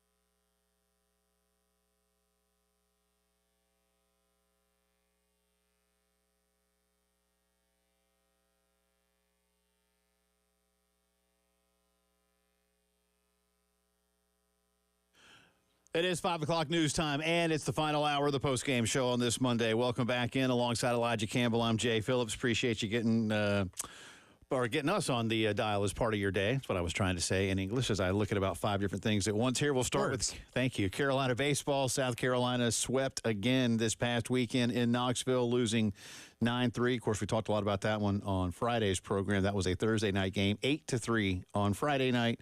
And then just a very disappointing, very listless 4-1 loss on Saturday. Carolina scored just the one run. They scored those 3 runs on Friday, by the way, in the first. So just the 1 run in the final 17 innings of their games in Knoxville. Carolina is the 10 seed at the SEC tournament. They finished in a 5-way tie for 7th place. They have 5 schools went 13-17. In regular season play. Almost half the field of the tournament. It's crazy, right? Gamecocks were 6-3 against the teams that they are tied with. 3-0 against Vandy, 2-1 against Florida, 1-2 against Alabama. They lost a series in Tuscaloosa. Again, the Gamecocks and the Tide will play tomorrow. First pitch is scheduled for 2 o'clock. We'll have it for you beginning at 1:45, and Elijah and I will be here with a literal post-game wrap-up after Derek and Stewart are done, whenever that may be. Game 1 of the day, we'll have the full rundown in a bit. Game 1 of the day is Georgia and LSU. That one is scheduled for 10:30. So you got a 3.5-hour window. I don't think that Georgia-LSU will take, unless it goes extras or something. I mean, neither pitching staff has been electric. No. And Georgia can certainly hit the ball. I think we learned that lesson the hard way here in Columbia. Both teams, well, Georgia actually not feeling great. Now, Georgia came to Columbia and swept, but then Georgia was beaten at home 2 out of 3 by Florida. LSU swept Ole Miss. So, Coach Johnson's team feeling a lot better about itself to get to 13 wins in conference play. They needed the sweep to do that. We'll have some more on the Gamecock baseball team and their chances of making the NCAA tournament coming up for you in just a little bit. Dylan Eskew is going to start tomorrow. I have not yet seen who Alabama is sending to the Hill. But again, scheduled for 2 o'clock tomorrow afternoon. It's a play-in game. So the winner gets Arkansas, but the winner also gets into double elim. Mm-hmm. But tomorrow's games are play-in games, so they are not double elimination yet. South Carolina needs to win. We'll talk more about that coming up, but they need to win. Needing to win in Hoover was not something you'd be excited about when we were discussing this team a month ago. And just real quick, staying with Gamecock athletics, Josh Gray is transferring to Missouri. Not going to say I'm surprised. Wherever he may have landed wouldn't have necessarily been a surprise. There's a fun twist of irony in that overtime game in Columbia, Missouri, early in the conference season, Josh made his free throws, man. Sunk them in clutch. Clutch time. And that was it wasn't the difference, but boy, it was a difference. Well, that was one of the plays we talked about that next Monday in terms of, in an overtime game, the margins are really slim, and one team made their free throws and the other didn't. Missouri actually, I believe, lost that game at the free throw line, and South Carolina got efficient free throw production from Josh Gray, that's not necessarily his forte, so to speak, but he did help beat them in Como, and maybe that Dennis Gates saw that and said, look, that's my big man. Yeah. We're taking him. Well, again, Josh can defend and he can body up. He's not going to score, and he's not going to make a lot of free throws. He's about a 50% free throw shooter. Mm-hmm. But he knows this league. And and he wasn't. I think they kind of told him you're not going to play here as much anymore. The minutes were going to get cut. Yeah, you're not scoring, and we got to have somebody that can score with some level of regularity. Pringle doesn't score a lot, but I guess he'll be not away from the hoop. Yeah, but he'll be counted on to score a little bit more than Josh Gray. Is that fair? Oh, absolutely. Yeah, you can rely on him, I guess, a little more to finish certain plays around the rim.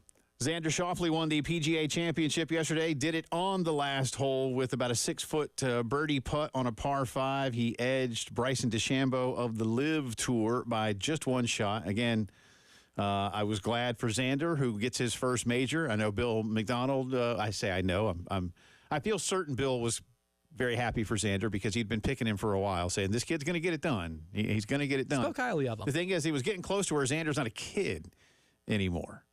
But Xander got it done yesterday with a 21 under, and he's 30 years old now. So, again, no longer a kid. He's definitely just a man. But his father today, Xander Schauffele's father, said there is no chance of his son going to the Live Tour. I guess that came up somewhere along the way. I don't know. No chance. In an interview today with golf.com, Xander is not chasing the money. Xander is about legacy. And as my opinion, just as his father, there was never a chance. His dad is also his coach, said that they had listened to offers from the Live Tour in the past, but they've decided to stick it out on the PGA Tour. Good for them.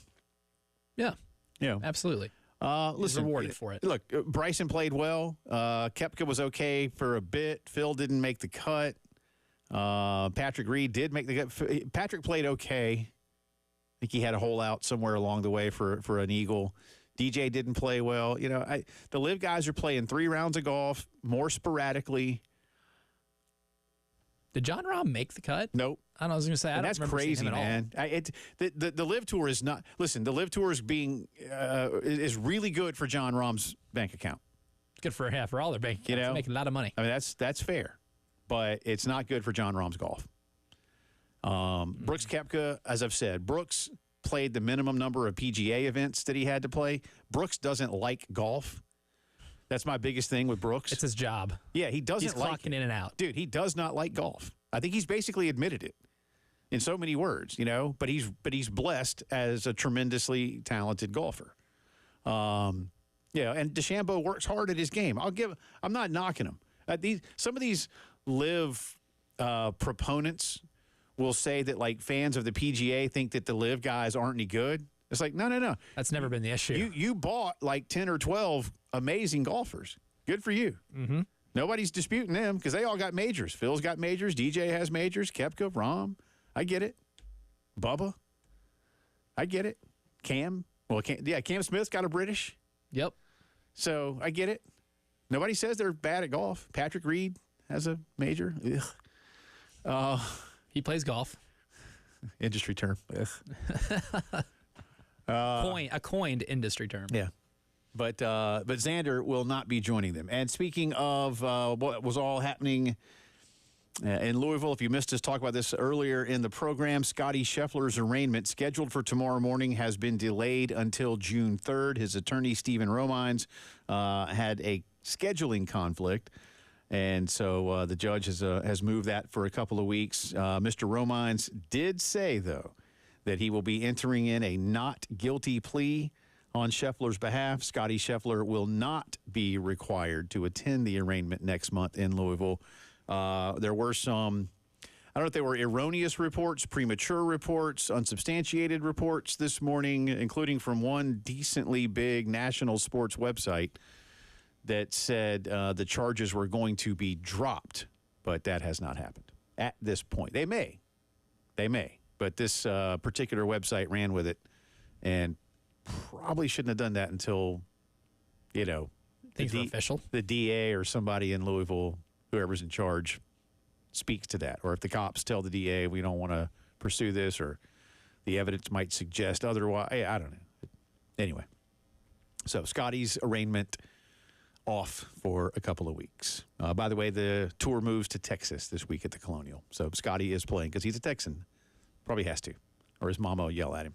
Yeah, contractually obligated by family Don't need mama yelling to at play you. in Texas. Atlanta Braves had a big lead today, but then blew it, lost 6-5. Game 2 of a doubleheader with the Padres coming up in just a little bit. We told you earlier about the Knicks losing after Jalen Brunson got hurt. So the Knicks have been eliminated by the Pacers at the Garden yesterday afternoon, 130-109. And last night in Denver, the Timberwolves stunned the Nuggets. Denver, the reigning champion, had a 20-point lead in this game and blew it as the T-Wolves doubled them up in the third quarter after halftime and went on to a 98-90 victory. So the T-Wolves await the winner of Dallas and OKC, which is when?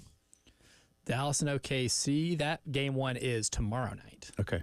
Game 1 of the ECF is tonight. Yeah, Pacers, Celtics. So that starts tomorrow night in Boston. Boston's going to win this thing, right? They should. Yeah. And I'm sorry, the Mavs already eliminated OKC. My bad. That's right, yeah. Yeah, T-Wolves and Mavs on. I had a brain fart there too. Because they start their series tomorrow night. And I believe Celtics. Celtics. No, Celtics tomorrow night and Mavs T-Wolves game 1 is Wednesday night. Yeah. There you go. I can't read. In Minneapolis. There you go. OKC's good, man. They'll be back. They'll be back. Yeah, they're all really young. I think that average age is like 24 or 25. Yeah. They're insanely young. You see so many teams in the NBA that have to got to get kicked around for a little bit in the playoffs before they reach that emotional calluses and scarring that it takes to be able to make it through, multiple 7-game series, especially in the West, where it's just an absolute gauntlet every year.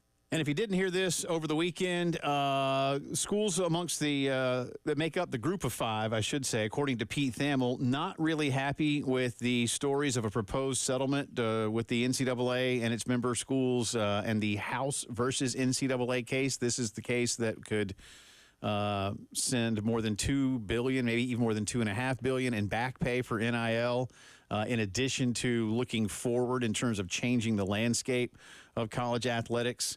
According to Pete Thamel's report, 60% of the money of this settlement is expected to come from leagues outside the Power 5 conferences. The other 40% will come from the Power 5. Now, do remember, this is a case against all Division I schools. Really, it's against the NCAA, but D2 and D3 are not expected to be impacted financially. But there are more than 300 Division I schools. There's only roughly 60-some in the so-called Power 5. And if I may editorialize for a minute, I'm not saying, see, I told you so, or things like that, but you're looking at about an 80-20 split in terms of percentage, right? For a long time, Elijah, the reason that Power 5 or officially Autonomy 5 was, the autonomy was granted to those conferences is because the rest of D1 kept voting no. And they kept voting no because they couldn't afford it, whatever it might have been. I've talked about things Pride broke. Like why media guides are all the same size now, and none of them have high gloss paper, and none of them have color photos on the inside. Like things like that, or a host of things that are far more expensive. But I'm serious when I tell you that. I'm not making that up. So I'm not saying now you reap what you sow, but you make up the bulk of the membership. And you kept getting majority votes if it went to full membership. Sometimes it just went to the board, and not everything goes to full membership. But when it did, more often than not, they were voting no to these things that the biggest schools could afford to do. Well, now you're majority. I mean, you're the majority. And you're not even going to pay, on a percentage basis, what it is that you may be responsible for. So, some leagues are going to lose, like the Big East is going to lose around $6 million combined. Now, that's $6 million, still $6 million. It's like some leagues that are smaller, the Big South and stuff, they'll lose a little bit less, but it may impact them more. I don't know what I'm supposed to say other than sorry, but this is the landscape that y'all helped create. I will, in a devil's advocate way, they did help create this, very much so. But at the same time, when the SEC and Big Ten are very publicly, trying to get more money in the college football playoff deal, saying, hey, we make all the money. Well, if you make all the money, then you should help with this. You should help even more so when we got sued to oblivion, because you also reaped a whole lot more. You reaped the benefits a whole lot more than the G5 schools did. Asking them to be able to foot over 50% of that bill is still a whole big ask when you still have two conferences ahead of everybody else saying, because we make so much money, because we bring you so much money, we should get extra playoff spots, or we should get more money. Well, if that's the case, then you go ahead and help foot this bill of this entire settlement. Fluidity, but we'll see where it ends up. But that could be interesting. That's our integrated media headlines of the day. 803-948-8327 for all your home entertainment needs and so much more. Call Integrated Media. Gamecock chances of making the baseball tournament. We'll let you hear what the national guys had to say coming up.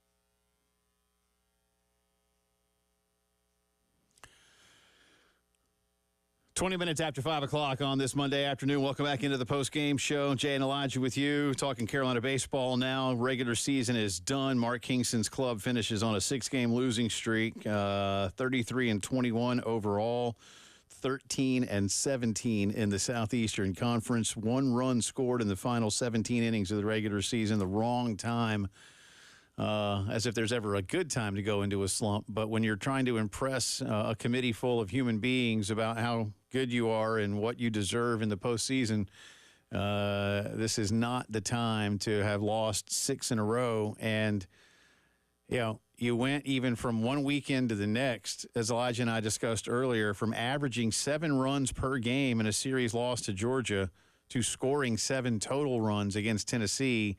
And Tennessee's pitching is not markedly better than Georgia's. It's better, but it's not that much better. South Carolina's bats simply went cold. I mean, you know, you scored a run in your very first inning, and you tacked on a couple of single runs on Thursday. You scored 3 in the first on Friday, and that was it. You got one yesterday. That was it. You know, and like Elijah said earlier, if y'all missed him, when Tennessee only scores 4, when your pitching does enough to hold Tennessee to 4 runs in Knoxville, that's where you have to find a way to win. And I mentioned this earlier. Listen, I understand the level of, you know, look, some of you have hit me up on Twitter. A lot of you have. You know, it's time to get rid of Mark Kingston. Others are a little more wait and see, but understand that this is becoming problematic. That's the word I'll settle on. There's others. You know, the season's not over, so as I've said, we're not going to be doing that right now. But for as much responsibility as Mark Kingston has, as Monty Lee has, and as Matt Williams has, at some point, the players that they coach have to go perform.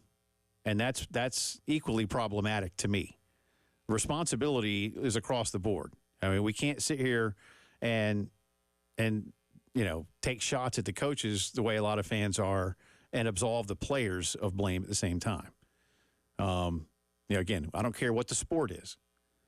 With very rare exception, you know, like when Pete Rose was a player manager or Frank Robinson was a player manager or some such, the coach can't go out and swing the bat and run the bases, you know? So, and I'm telling you this right now for sure, no coaches on the Carolina baseball staff are able to go out and play. Again, I understand why people are upset with the coaching staff, but the guys are in a funk too. So what does that mean for postseason opportunity? Well, the evaluations are beginning. The committee is starting to talk. The bids will go out this coming Sunday, so we're less than a week away. Earlier this afternoon, the guys at D1 Baseball, Mark Etheridge, Aaron Fitt, Kendall Rogers, were discussing the 5 teams in the SEC that are all at 13-17 and are all trying to get in. You'll hear Mark and Aaron here discussing South Carolina's opportunities. Also, if you're 9-18 against Q1, for instance, I mean that's what 33%. Is that a 333 winning percentage? Do I have that math right? That's not what you want. It's not good. Like it's right. One thing. I mean, and that's South Carolina's record against Q1. Like, yeah, you played a lot of Q1 teams. Like, kudos, but like you won 33% of them. Like a 333 winning percentage is bad against anybody. I don't care if they're good teams. It's bad. Period. So they should just play worse teams? Is that what you say? No, they should play better against good teams if they're going to play a lot of good teams. Like you have a luxury. You play in a great league.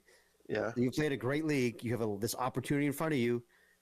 Play better, you know, and don't lose your last potentially 7 games. Like if they lose their playing game, that's a 7-game losing streak with a 9-19 record against Q1. Like I don't like their chances in that situation. All Q1 games are not the same. Okay. That's true. You look at the Q1 team South Carolina played, look at the very top of the RPI and tell me how far you get down before you find one South Carolina didn't play. Okay. Yeah. You're going to get to 8. Okay. So they played the top 7 RPI teams. Well, who's going to win those games? Right. you're not going to have a lot of success if you play that many good teams. And that's kind of where when you're trying to do this, yeah, I'm playing a quad one team. It's on the road and they're 40, right? Well, that counts just the same as a home game against Kentucky. That's okay. fair. Well, that's not the same. But and that's what I'm trying to go in and look at the nuance between how these are being judged. Again, that last voice was Mark Etheridge. The other was our buddy Aaron Fitt. They both make fair points, and they went on to put South Carolina as the 3 seed in the Virginia Regional in Charlottesville. They did not, for now, exclude any of those 5 SEC schools that have 13 and 17 records. I think the way, if I remember correctly, basically the way they were sort of, and I'm almost air quoting the word, ranking them, I believe it was Bama, Florida, LSU, Carolina, Vanderbilt, and they had Vanderbilt as one of the last 4 in. South Carolina did not hit that particular category. But Aaron's right. Lose tomorrow, and that was the caveat that you and I had last week. While we felt very, very good, as do many, including Aaron on our show the other day, and Aaron clearly today. I mean, they all agree, but you're in. You're in. But you can play your way out if you don't win a game at some point. And they're perilously close should they lose to Alabama, who is, like South Carolina, attempting to make certain that they are in. The loser tomorrow is going to be really nervous the rest of the week, and the winner is going to feel very secure that they're going to get a high RPI opportunity and should be okay, even if they go 1-2. Mark's right. Not all quad one games are created equal. That's fair. And Carolina has played all those teams. They didn't win enough of them. You'd love one of those Clemson wins.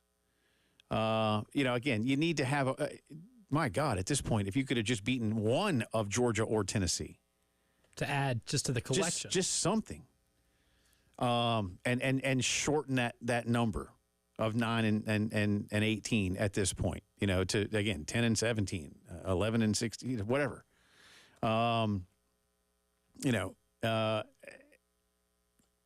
It's just, you've got to find a way to go win a baseball game tomorrow. And I know that's easier said than done, but I don't know what's going wrong with this team. That it's just gone. The wheels just came off, and now the wheels are in like 4 different ditches, and you're trying to find them in time to get back down the hill. I don't know what's happened. I mean, they look. You and I talked about this morning. Did the curb stomping of the final 2 innings of the Georgia game just completely take out whatever life you had left in you? You were winning that game going into the 8th, and you gave up 10 unanswered runs at home and lost. And then you didn't have another game in between. Ethan hit a home run top of the first in the first game in Knoxville, and that might have been your most exciting moment of the entire weekend. They certainly played like those 2 innings zapped them of confidence and being void. I mean, would a midweek game against almost anybody have helped you just regain a little bit of? And I'm not saying they should have done it, right? Even if they had time. Remember, they had 2 rainouts that they didn't get to play. So I don't know, man. I don't know, but the wheels have come off entirely, and I don't know, Elijah, that I saw any real sign of life that says they get them put back on tomorrow. If you're a fan, you got to hope. If you're a player, you got to go. Again, if you're a player, away from your coaches, hey, boys, we need to win. Not that you hate your coaches, or you're mad at your coaches, or you blame your coaches. Well, you got to find something between the players. And if that means looking at your YouTube highlights and saying, hey, look, that player is still in this room, we got to make sure that it translates to the field. We'll get you ready for the entire SEC tournament and go over the final weekend results as the postgame show continues.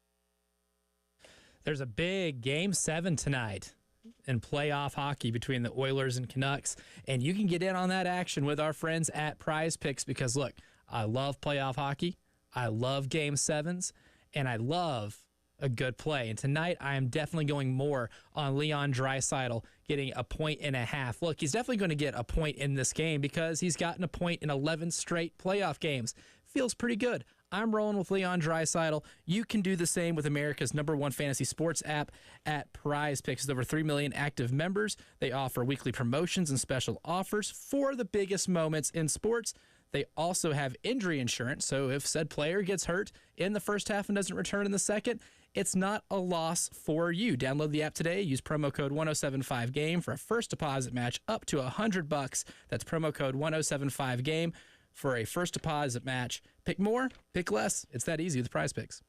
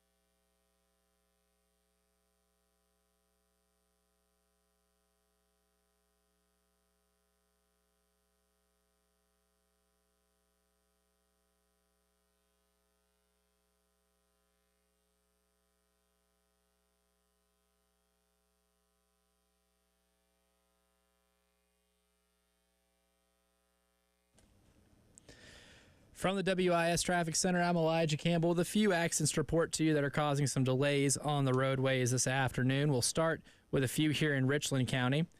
We have one accident that actually has been cleared. That was the one at I-77 northbound at Fort Jackson Boulevard near exit 10, so traffic's moving much more smoothly through there. We still have some issues on US 176 near Broad River Road and I-20.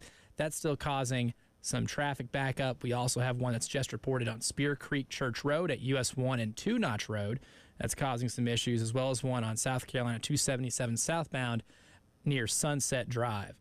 We also have a couple in Lexington County, one on Longs Pond Road at I-20, one at Kittiwake Drive at US 1 and Augusta Road, and one on Highway 1 at Augusta Road at Calks Ferry Road.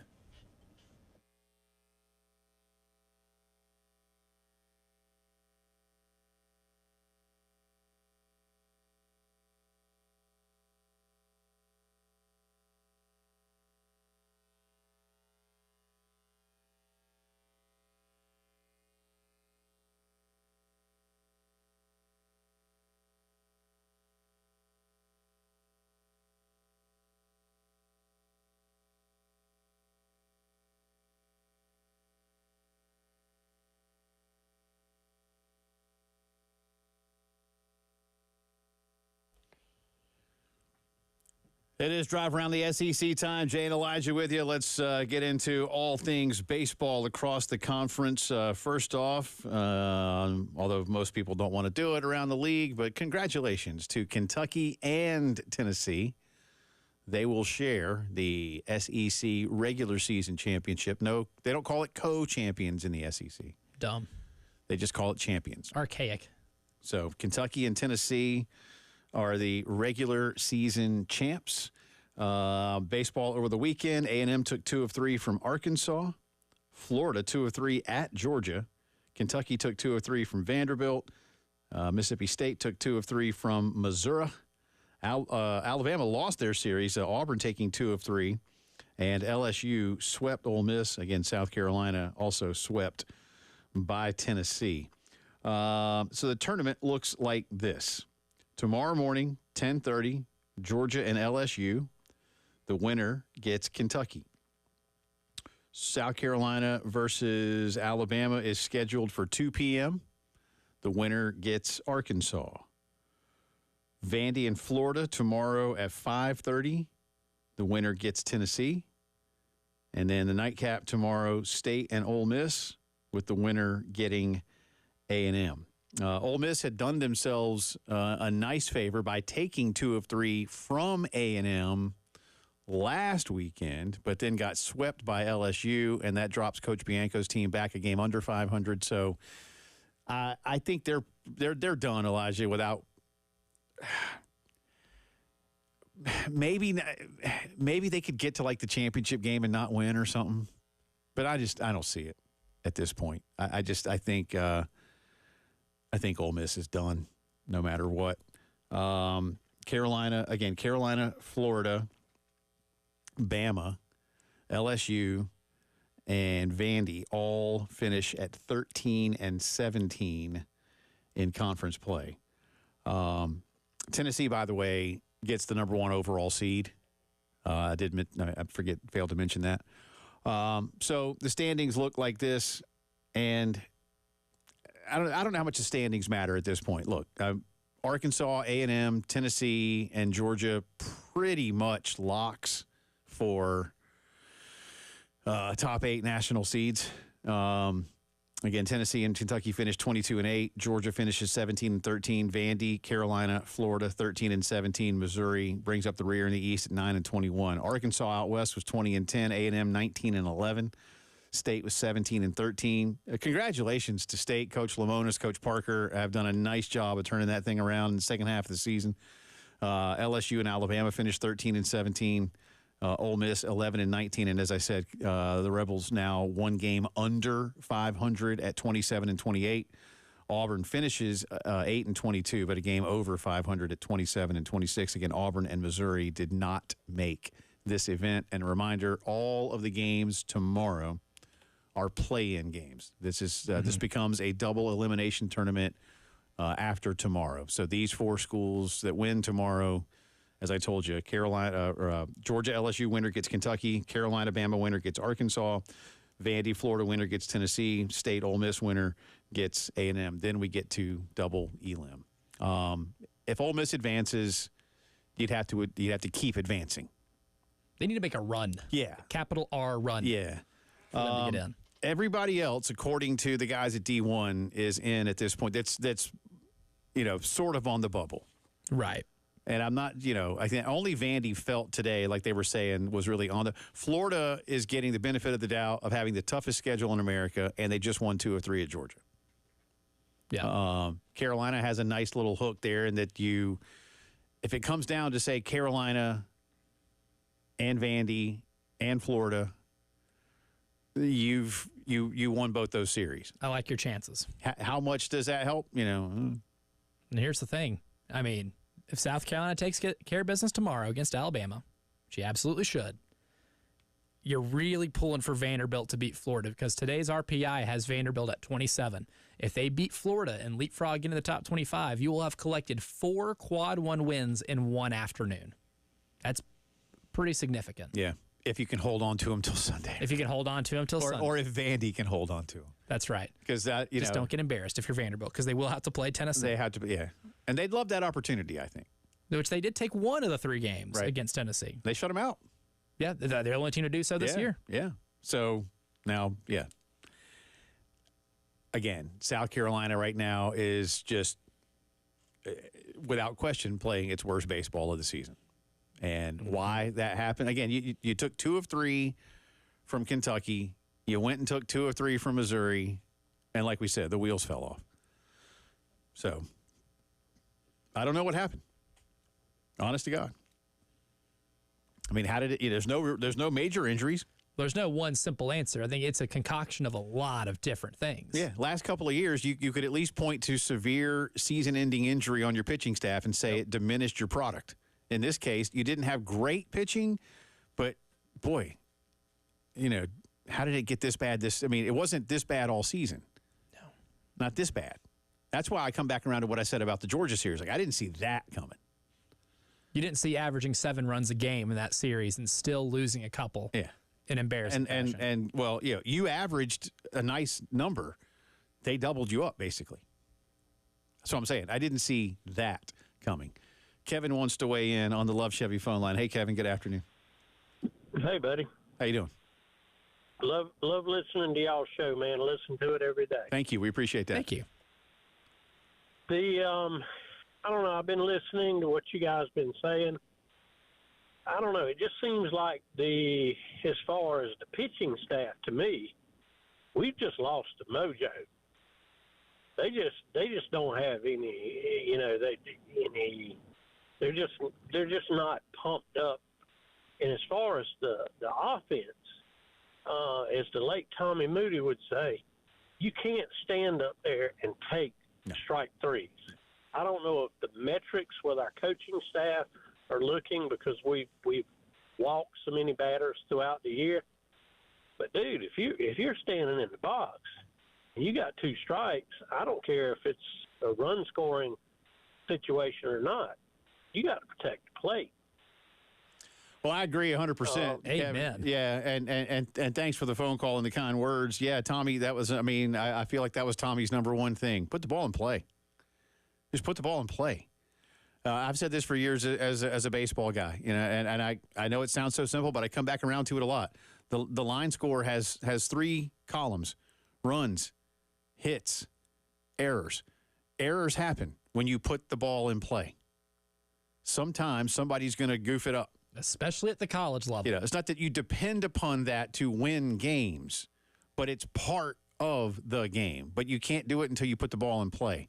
And Stuart Lake said this going into the Tennessee series with us on Thursday afternoon. Like, I'm just, it's embarrassing. We talked about Hank Aaron, who last Friday was the anniversary of him getting his 3,000th hit, and an interview that he had done about 10 years ago with Dan Patrick. Like, Dan, the only time I ever got embarrassed is when I struck out. I just hated striking out.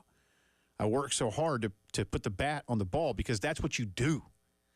And I realize that things have changed a little bit, and Carolina was doing a nice job of leading the country, and still is amongst the national leaders in walks drawn by an offense. That's great. But you got to swing the bat sometimes. And like a couple of them, I know Kennedy Jones had a scoring opportunity on Thursday night. I don't know what he was looking for. I'm not going to blame Kennedy alone. I know I'm singling him out, and so Kennedy, I'm sorry. That's just the one I'm thinking of that was most glaring because, again, it was an early scoring opportunity. It was right down the gut. You got to swing the bat, man. Mm-hmm. You got to swing the bat. Maybe you swing and miss. And that's the thing. That's what made it feel so frustrating, too, is the scouting report on this Tennessee team is that they don't walk a lot of batters. They have been giving teams something to hit all season long, and you still stood there and took a ton of strike threes. That is what was really frustrating from the offensive standpoint, and that is why you only scored 1 run on Saturday, and you had nowhere near the offensive production you had even last weekend in the 3 losses. Kevin, thanks for the phone call. That's the drive around the SEC, brought to you by Herndon Chevy, your hometown Chevy dealer. Save $20,000 on new Silverados. Together, let's drive. This is the Postgame Show.